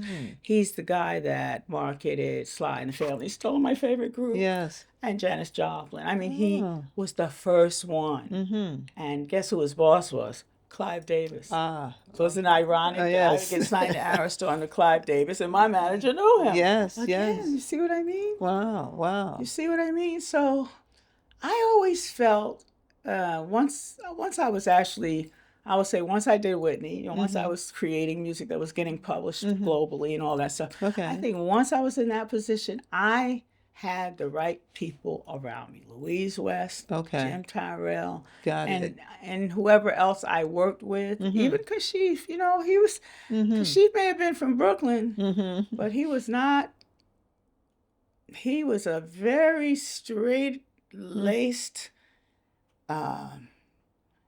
eloquent gentleman. Okay. He wasn't from the streets. So surrounded by, I mean, that sounds like an incredible Yes, network it of it professional was people to be surrounded by. very So you had your own solo singing career, right. It's a right? solo singing career, but you're never doing anything alone. Got it. Right, right. Right. Because you always have this kind of support. But you, in terms of in front of the mic, Ah, it's you. and it was easy for me because Mm, of the band that was in got it. as a Got it. teenager, or maybe because of those lessons that Dennis Mormon gave me at 5 years old. Right, right. You know, Freddie's always telling me that Who's everybody, Freddie? oh, who's Freddie? For the audience who doesn't know who Freddie is. Freddie is the leader, Hmm. our fearless leader of a wonderful band that I get the honor of performing with whenever he gives me, you know, the go. Uh-huh. This is Freddie Dugard. This is Freddie Dugard and Dugar's Hit And Squad, Dugard has his squad. It's a nice which, by name. the way, I gave him the name of that group. Oh, okay. Mhm. Uh-huh. And I would have to say, you know, he's been a big influence in my second life Hmm. because we met after I went back to college, after I graduated from grad school, after I worked in the Office of Student Activities Now to wait, help you pay you for. so let's talk about this. Yeah, So you went to grad school. I had Well, to why not? actually, You had to complete I had college. to complete first. Yeah, So exactly. the first couple of years were like, hello. Uh-huh. Oh, don't think we forgot about you. Yes. I said, by now they don't even have my record. Oh, they did. Uh-huh. I went to Queens College, Okay. and I ended up teaching at Queens College. Isn't that ironic, right? Uh-huh. But yeah, they So had you all those. graduated with a bachelor's. Yeah, I graduated cum laude. I had Uh-huh. Congratulations. 3.7, Mm-hmm. almost 3.7. Okay. I know I was inducted into the Golden Key Honor Society Okay. Uh-huh. as a Right, undergraduate right. Okay. because I had a 3.98, Oh, almost a perfect, almost a right? perfect 4.0. Right, that would be magna, right? Yes. So no, I graduated cum laude. So Okay. by the time I graduated, I guess I kept fluctuating, but I know I was at the top of my class, I see.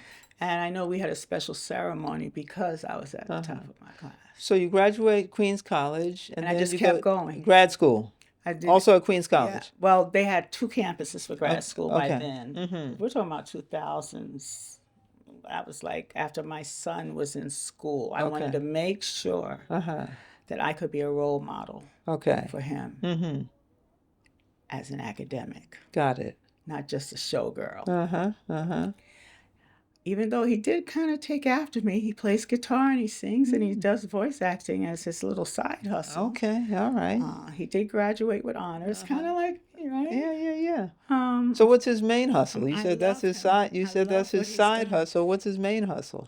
He graduated with a 3.85 Mm-hmm. GPA, Mm-hmm. just undergrad, but he has a BSW. He's a Uh-huh. social worker, Okay. and his job now is at it's at the Queens Community.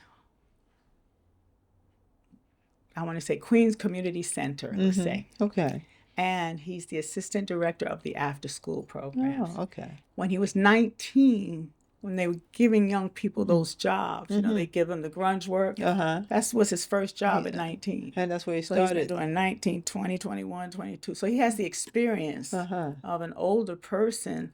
So at this point, he's the assistant director of the program. How old is he now? He just turned 30. Okay. All right. I'm so proud of him. It sounds like you are, and I'm rightly so. proud. And when he wasn't like as excited about being a student back, let's say in high school, I think like most students are, right? Uh-huh. I'd say to him, look, we're not playing with that. Okay. Yeah, you've been through that. You have to do this. You can do anything else you want. You can play music, you can be sports. He loved to swim. He loved to play tennis. I said, maybe he'll be the next author. I don't know, but that's a mother, right? Right. But I took him to so many things to make sure he'd be influenced by so many things. And he's just a lovely person, and he cares about people, and he helps young people. Right, right. So when I went to pick him up one day, I said, we're going to go out after you get off work. All the parents ran to my car and said, oh, you're his mother? Oh, I mean, they were shaking my hand. Oh, wow. So again, isn't that another form of, I guess, acceptance? Mm-hmm. Now, you know, people in the music business and show business in general, Mm-hmm. that's what we really all want. We want to be Accepted. accepted. Mm-hmm. We want to be loved. Mm. We love to say, thank you. I love you too. Uh-huh. You know, when Right, we get right. our Yes. awards, right? I want to thank everybody. I love you so much. But the thing is that I don't know which one I felt the most pride about. Mm-hmm. My accolades Mm-hmm. that I received in Yeah. my life, Yes. or the fact that those parents ran up to my Oh, door I and gotcha. shook my hand. Well, you got to be obviously you got to be proud of a bunch of things because one, so you go to graduate school, right? You Yes. get a master's. And Masters in Fine Arts, which Mm-hmm. is the equivalent of a PhD in the English Uh-huh. department, because the difference between the PhD is mostly they are doing analytical research, you Mm-hmm. know, and the MFA is equivalent to the PhD because we are going to Right. write and Okay. create. Uh-huh. And so, because we're the creators, Mm-hmm. they're lucky if they get us to teach, I see. Yeah. because most of the creators don't teach. I see. But when you can get a creator that's a successful creator, Uh-huh. and again, I still had that background in being successful as a songwriter. Mm-hmm. I had someone tell me, if you can write songs like that, I think you can write books, Mm-hmm. essays, Right. short stories, and poetry, which I brought too, by the way. Yeah, we're gonna get to that. The so do you teach or you taught I taught at Queens College uh, as an adjunct professor when I began. teaching creative writing? No, Teaching what? they don't let you teach them so they know you I for see. sure. Okay. Everyone has to go through that fire first, and you know Okay. what that is. Uh-huh. You're teaching Welcome to College Writing Oh, I see. 101. That's what you do. We call it grade 13. Uh-huh. Grade 13. That's funny. So I did that as a part-timer, and then Uh-huh. when they made me full-time, Okay. I vested in it 10 years, and then when Okay. they made me full-time, Uh-huh. I that's when I got to teach creative writing. Ah, okay. And they also asked me to read from my book. Very good. So you brought some reading Yes. here. Shall I share? Yes, let's take I a would love listen. to. Thank you.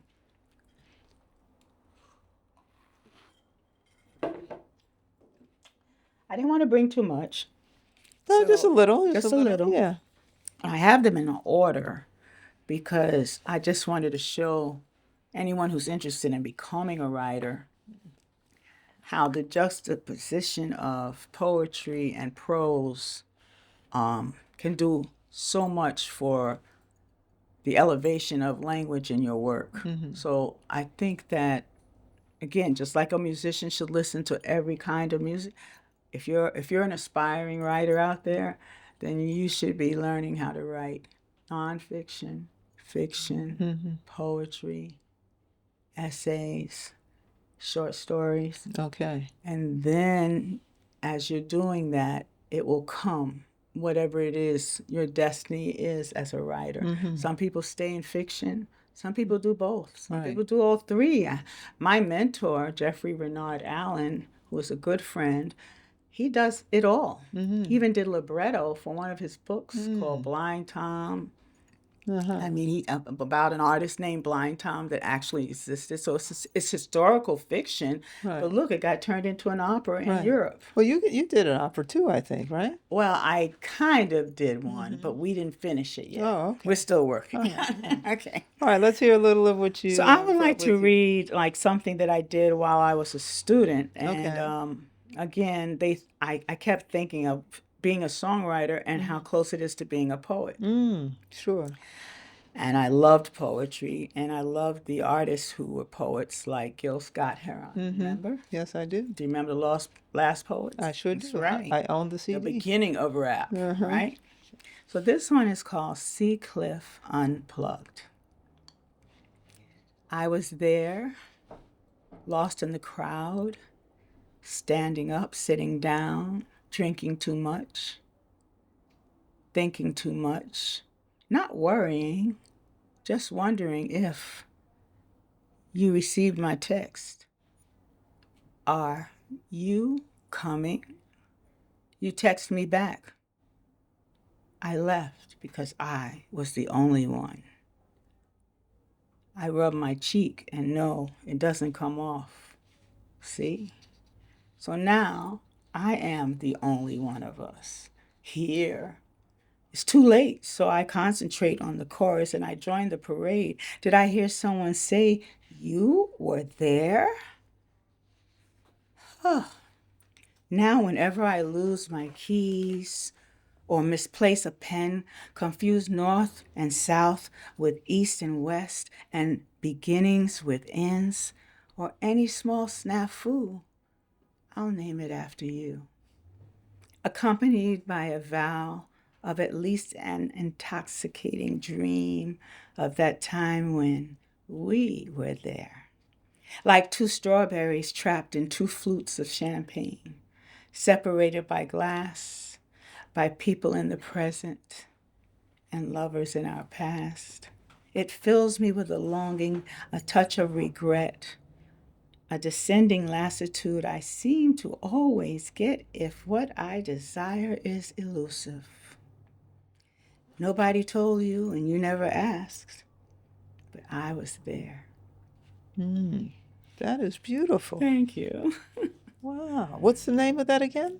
Seacliff Unplugged. Unplugged. You know where Seacliff is? Long Island, on the water. Okay, yes. It's kind of a beach community. Yeah, yeah. But we used to hang out there a lot because a lot of artists. Right. Wow. Okay, and now this is not poetic, but it's what we call prose or an essay, nonfiction. Right? But still, notice how the language could be considered, you know? Okay. And this is an excerpt from my creative nonfiction memoir called Soul Shaker, Autobiography of a Song. So I was going to talk to you. You have written a I manuscript. have already finished the manuscript. Well, I'll say I'm at the end of revisions of the manuscript. So hopefully we're looking at a deal. Oh, this is almost summer. So I'm going to hopefully say by the fall or winter. I don't want it to be next year, but you never know. Okay, all right. We again, when I say we, my thesis advisor and mentor, that professor that I love so much, has helped me meet with editors and agents. And we're a team. He's helping me hopefully get a Guggenheim Fellowship like he did. That would be very nice. That would be very nice. That would be very nice, but that's okay if I don't. Okay. So it's called Soul Shaker, Autobiography of a Song. Okay. So based on my own experiences, my objective for this memoir is to discuss the challenges facing women in music, as you talked about, and how the many misconceptions about musical talent diminish the industry's ability to address it effectively. That said, I want my writing to be notable for the way in which it explores the search of artistic and personal integrity, in particular, the complex social pressure related to being a woman. Because I see literature as a commanding transmitter of cultural values, it is a privilege to follow the women writers whose work examines some of these ideas, behaviors, and conditions that disable us in our careers, in our relationships with men, and with each other. The voices of the ancestors take over and compel me to write as a way of figuring out my place in this world. I remember when our music allowed us to survive the loss of our history. I write by remembering. Wow. And that is from the manuscript you almost completed. This would be sort of what we would call the introduction, the preface. Yes. You know what I mean? Yes. I want, this is part of my training. Yeah, absolutely, absolutely. So at this point, I said, okay, so is it okay if I read a little bit from the book? Oh yeah, Because that would be yeah, like the intro, yeah, yeah, right? yeah, yeah. Okay, so this is just So a so we little know what bit. we're in store for. Yeah, this is Yeah, just yeah. a little bit of I'm thinking will probably be the first chapter, but Okay. sometimes you don't know. Right, right. Okay. The applause grows louder, and the noise is like Godzilla rising out of the stands in the arena. I move urgently, deliberately, the moment before the announcer releases the last syllable of my name, and all I want to do is die. The band pedals on E minor, heavy bottom, and drum beat on the one. Everything in my dressing room matches. No frills, no ruffles, no floral patterns, and definitely no plaid. The couch, the Tiffany lamps, even the color of my wardrobe, mocha latte to reveal my decollete, tailor made and fashioned by hand out of imported glass beads and lambskin. My predilection is for a costume the color of me, something unlike flesh colored band aids I grew up wearing, something that matches my copper toned skin, lingerie like in leather and lace. You see, to make it in the music business is a real calling. It takes a long time, I'm talking years, to master. And not every singer bitten by the bug realizes the inherent risk is kill or be killed. To make it without envy is implausible. It's almost impossible to make it without the intense pressure, high expectations, fierce criticism, intense travel, and hectic lifestyles. You may sit in that audience and listen, sorry, but you will never actually hear all there is between the singer and the song. You will never know what's under the skin or inside the spine or behind a troubled face with eyes half closed. All tuned up and ready to set up the suspense. Timing is everything. With no tricks up my sleeve, my job is to make my songs about love and friendship sound just like the album. A tall order, but here I am at your service. Wow, that is really good. I mean, because you're writing it. I mean, it's from uh, your own perspective, Yes. and you're that artist. So at this Yes, point, I am in almost present tense, yes, right? that's right. Again, another, what do we call it? Another technical part of Okay. writing. Like, Yes. again, like composition in music. Right, This is right, right, composition in writing, right, right. right?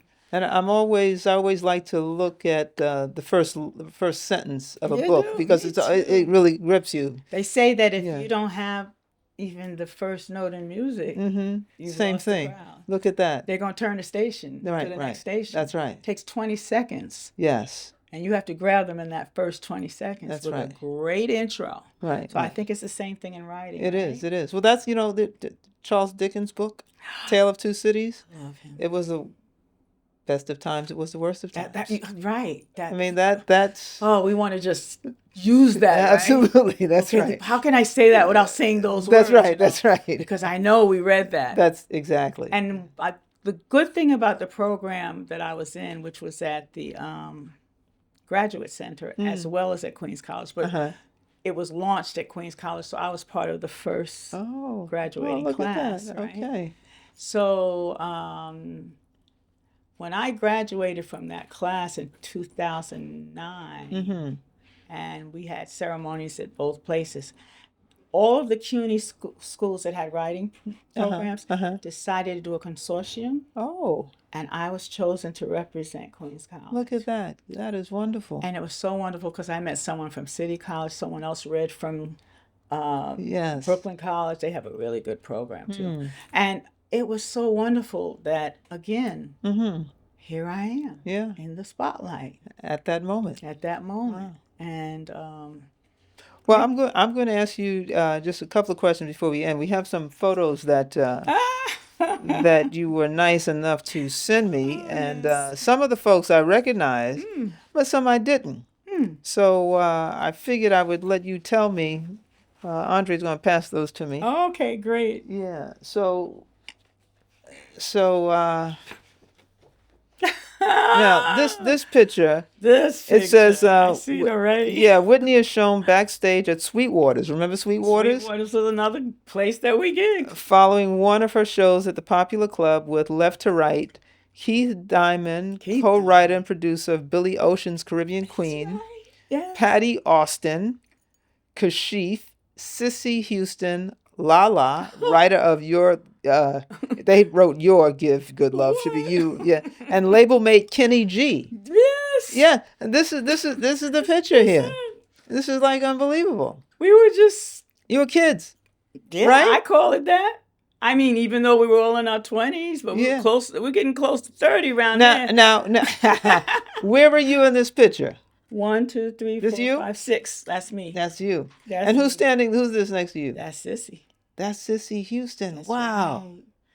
And, That is and, unbelievable. and Kenny G to my left. Yes, yes. Let me tell you about this guy. He worked with us, and I don't know whose idea it was. His first album was produced by Kashif's production company. Really? And his first hit single was written by my best friend from back in the band days out here in Jamaica, Queens, Uh-huh.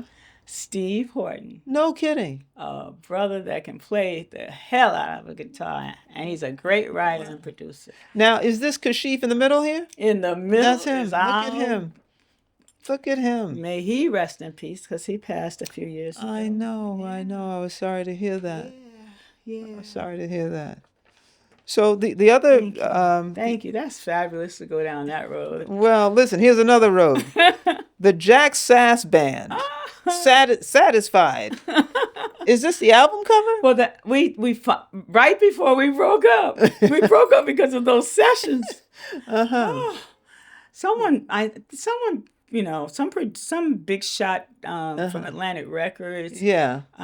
He was an engineer. What was his name? Jimmy Douglas. Okay. He worked with Slave. He worked with all these great artists on Atlantic. Yeah. He told us that he would get us a deal. I see. So he said, but first we got to do some demos. And then we kept the demos. Okay. And years and years and years later, the person to my left, who is Wait, Mike, is this you here? that's me. Okay. Mike Murphy to my left Uh-huh. produced that and released it as a compilation maybe 15 or 20 years ago. Oh, no kidding. So now we get to look back at ourselves. Yes. Because that's how we looked then. Right. Now, who's this?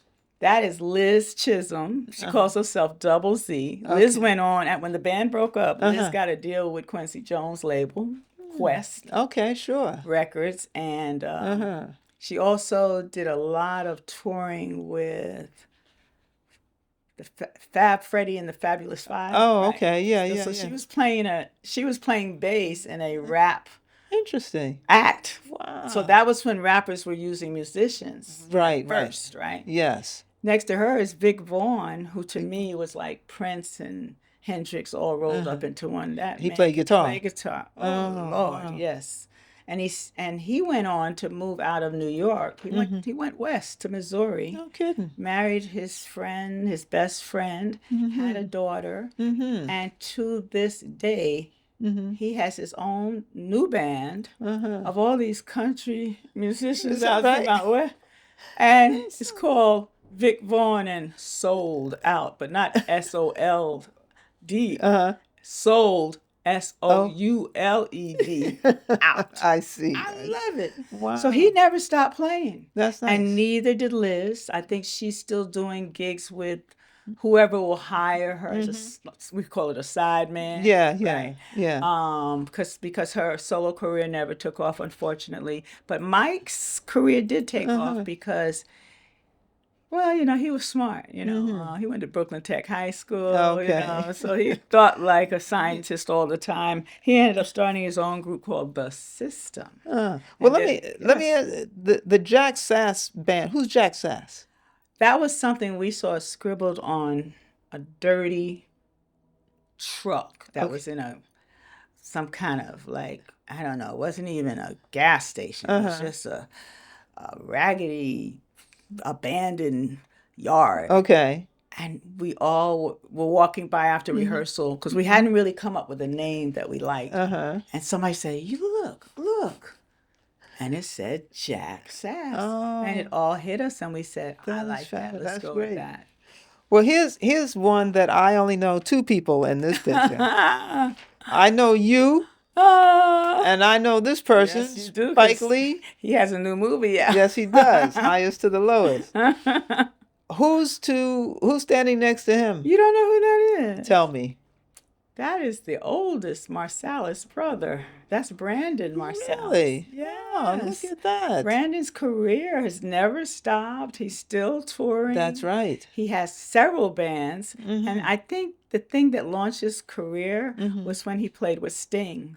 He was part of that jazz band that they Oh. made the movie Bring on the Night. Oh, really? And so was Omar Hakim, who Uh-huh. played in Jack Sass. Oh. And he had a whole band almost. Was the whole band? Yeah, Kenny Kirkland was on piano. Mm-hmm. And he had, who did he have on bass? I think he had, I'm not sure. I want to say Dave Jones, but I'm not sure. Okay. Because he got in trouble. I read the press. They were saying things like, how dare he, how can he do that? How can he make a record with black musicians and go on tour and call it jazz? Well, it was jazz. Sting is amazing. Wow. He said, I don't care what you say. Right. This is my band. And Got it. they were phenomenal. They made a movie. Yes, You yes. know, so I mean, come on. Who's this next to you? Now, that's the guy that told me, Lala, if you want to write something besides songs, why don't you read? Start there. So even before I decided to go through my trials and tribulations Right. with the relationships and all with the baby, you know, Mm-hmm. this guy was telling me, you could write. And he gave me a book, and it was a craft book. Mm-hmm. And it was on screenwriting, because that man is Nelson George. That's Nelson George? That's Nelson. Wow. We were friends when he first started writing for the Village Voice. Everybody's so young. Yeah. That's right. And we all hung out. And that is cool. That was the support that, you know, we talked about earlier. Yes, yes. Find your people.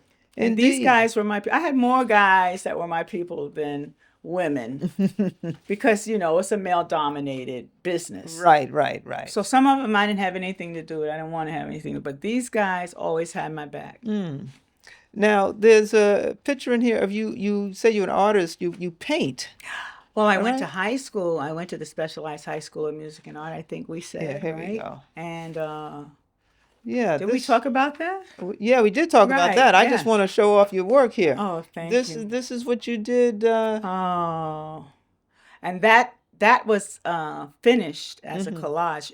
This picture was painted with acrylic paint, and I wanted to make it a collage. So in all of those white boxes, I found posters that were the size of those boxes, and I glued them on to those boxes. Did you? So behind there, I'll get you a copy of the finished piece. You're going to see posters of rock stars, funk stars, jazz stars that were on our wall, because that was where the band practiced. Oh, I see. I see. But it also was, you know, a hangout. Right, right.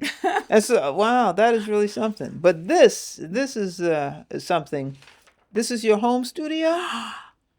Where is this? Yes. This is your home studio. That's my music room. It's wonderful. That's my music room. And guess who bought me the piano? Who? Freddie. Freddie. So this is where the magic happens. Yes. Beautiful, beautiful. I It's see you got your platinum. Listen, I would have never done all of that. I would have never Really? put those things up. I would have never had a piano there if it wasn't for him bugging me when we met at York College, where I was teaching part-time. Well, let me ask you this as we wrap up. Okay. Where is it, if people wanted to see you like nowadays, where would they go? Well, you know, I had a teacher that was a jazz piano player named Barry Harris. Okay, sure. And when I was introduced, You bring the mic closer. to him. Bring the mic closer to you so bring he it can closer, hear you. okay. Yeah. How's this? When I was introduced to him, and he was my teacher for a little while through the Jazz Mobile program. Oh yeah. Take classes for $5 and meet them in a trailer somewhere on a street corner. And talking about street corner. So Barry said, I saw him recently in interview because he was such a mentor to even young music students up until his, death. Yeah. And so he's always been known as a master teacher. And I remember when he was teaching me, or maybe when I saw him on this PBS special, he said, someone interviewed him and said, "Well, where are all the jazz musicians now? Where are all the classical? Where are all the new musicians? Where are they now?" Right. He said, "Well, they're not really in the same places that they were before. Right now, all the newbies that are coming out that have any real talent." He called them the Mozarts and the Beethovens are at the corner bar, playing at a corner bar. So you have to know these places, these like little speakeasies. Wow. And that's kind of like how I will probably take that on as a project, because Freddie's playing in a corner bar called Sangria. And so are you there with him on occasion? On occasion, but we're planning on me doing a whole set of my original material. Okay. And maybe some of my favorite songs that I wish I wrote. Yeah. We're planning it for, I hope, close to my birthday, which is November 9th. Okay. So I'm going to say maybe the end of October or beginning of November. Okay. So, I mean, where can people follow you? You have Facebook, you have Instagram? I have Facebook, I have Instagram, and I am launching my website. Okay, so what's your Instagram handle? I don't remember. All right, we'll get that. We'll get that. Because I just put it on the back burner while I was writing. So. Oh, okay. And I know my writing's going to be involved on the Instagram too. Right? Got it. Okay. And I just want to say that I really appreciate being here, and I hope that wherever we are, that I want all of you to come. You're all invited as our guests. Oh, let's have a big table and let's have a big celebration. That would be very nice. Because I really feel like I have found my people. Wow. That is Bernard Wright told me. Yeah, that's it. Find your people. I feel like I found my people. Well, here's the thing. Just to give you another little shout out, you were inducted in the Women's Songwriters Hall of Fame in 2024. Last year. Congratulations. Thank you so much. They actually contacted Freddie, and Freddie contacted me, and I said, maybe. He says, "What are you talking about? That's the Smithsonian. It's a Women's Museum of the Arts. What are you talking about? Yes. You have to go." So he made me, again, sometimes I need that little push. Okay. And he's always the one that gives it to me, right? Perfect. And it was a wonderful experience. And you know who was there with me that was inducted the same night? Who? I would never think that I was not going to see her again, because we immediately, we became so close. Okay. And there were several other artists too. I don't want to leave anybody out, but I guess because she's no longer with us, because she passed right after that. And we all know her because Angie Stone. Angie Stone. Oh. Ooh. She's another, I think. Yes. Major contributor to women songwriters. Just like I got to meet Brenda Russell, another woman. Yeah. She was inducted this year. Look at just this year, after all these years. Yeah, I said, how do I get to go before her? She was one of my biggest influences, right?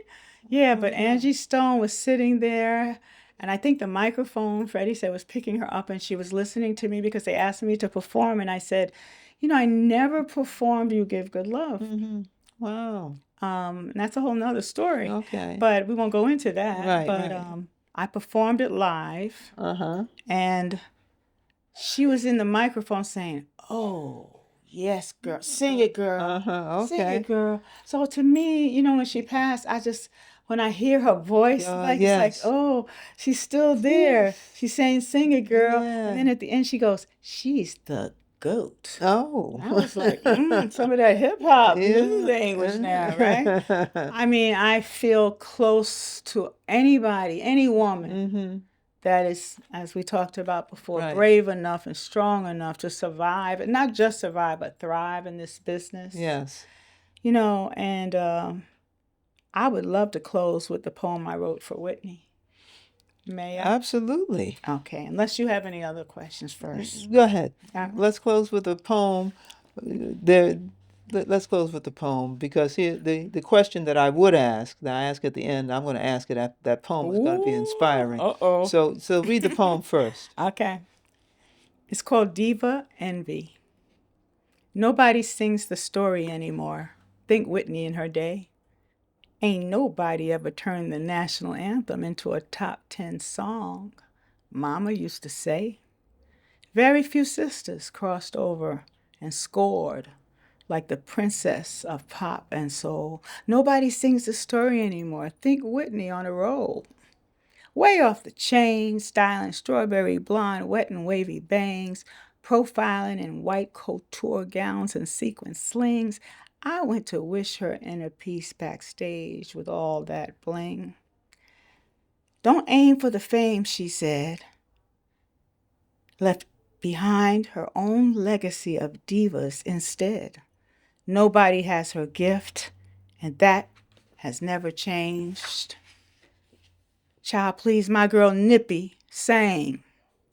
You better not set one foot on that stage unless you're willing to go toe to toe, and you better be ready to pay. Her strength comes from the church, Mama used to say. Steel spine, thick skin made her tough. She took in and fed everybody till that bullshit got rough. I wish those days we shared never went away. She's under divine protection now, Mama used to say. That is just wonderful. Thank you. That's wonderful. So my last question is, and that's a nice segue, which is, how would you like to be remembered? How would I like to Be remembered. be remembered? That's a great question. I feel like we're on TV. This is better than TV. I think I'd like to be remembered as a member of my community, a scholar, a creative artist, a mother, a producer, songwriter, singer, writer, author, playwright, but most of all, as a human being that knows how important it is to help others. Wonderful. Thank you. Well, we're going to end on that note. That's a great note. I want to thank the audience for staying and listening to us talk with So great. Lala Cope today. I hope you have learned a lot. I surely have. And I hope you enjoyed listening to her stories and her poetry and her music. And we have to get the information to the audience to figure out how to follow you on Facebook and Instagram. okay. We're going to get your Instagram handle. Yeah, we're going to get all that set up, We are, right? we Okay. are. So in the meantime, though, folks, always just like and subscribe. That's the best way to support this station as we continue to do episode after episode for Maya Jazz. Thanks again, everybody. Thank you, Lynn.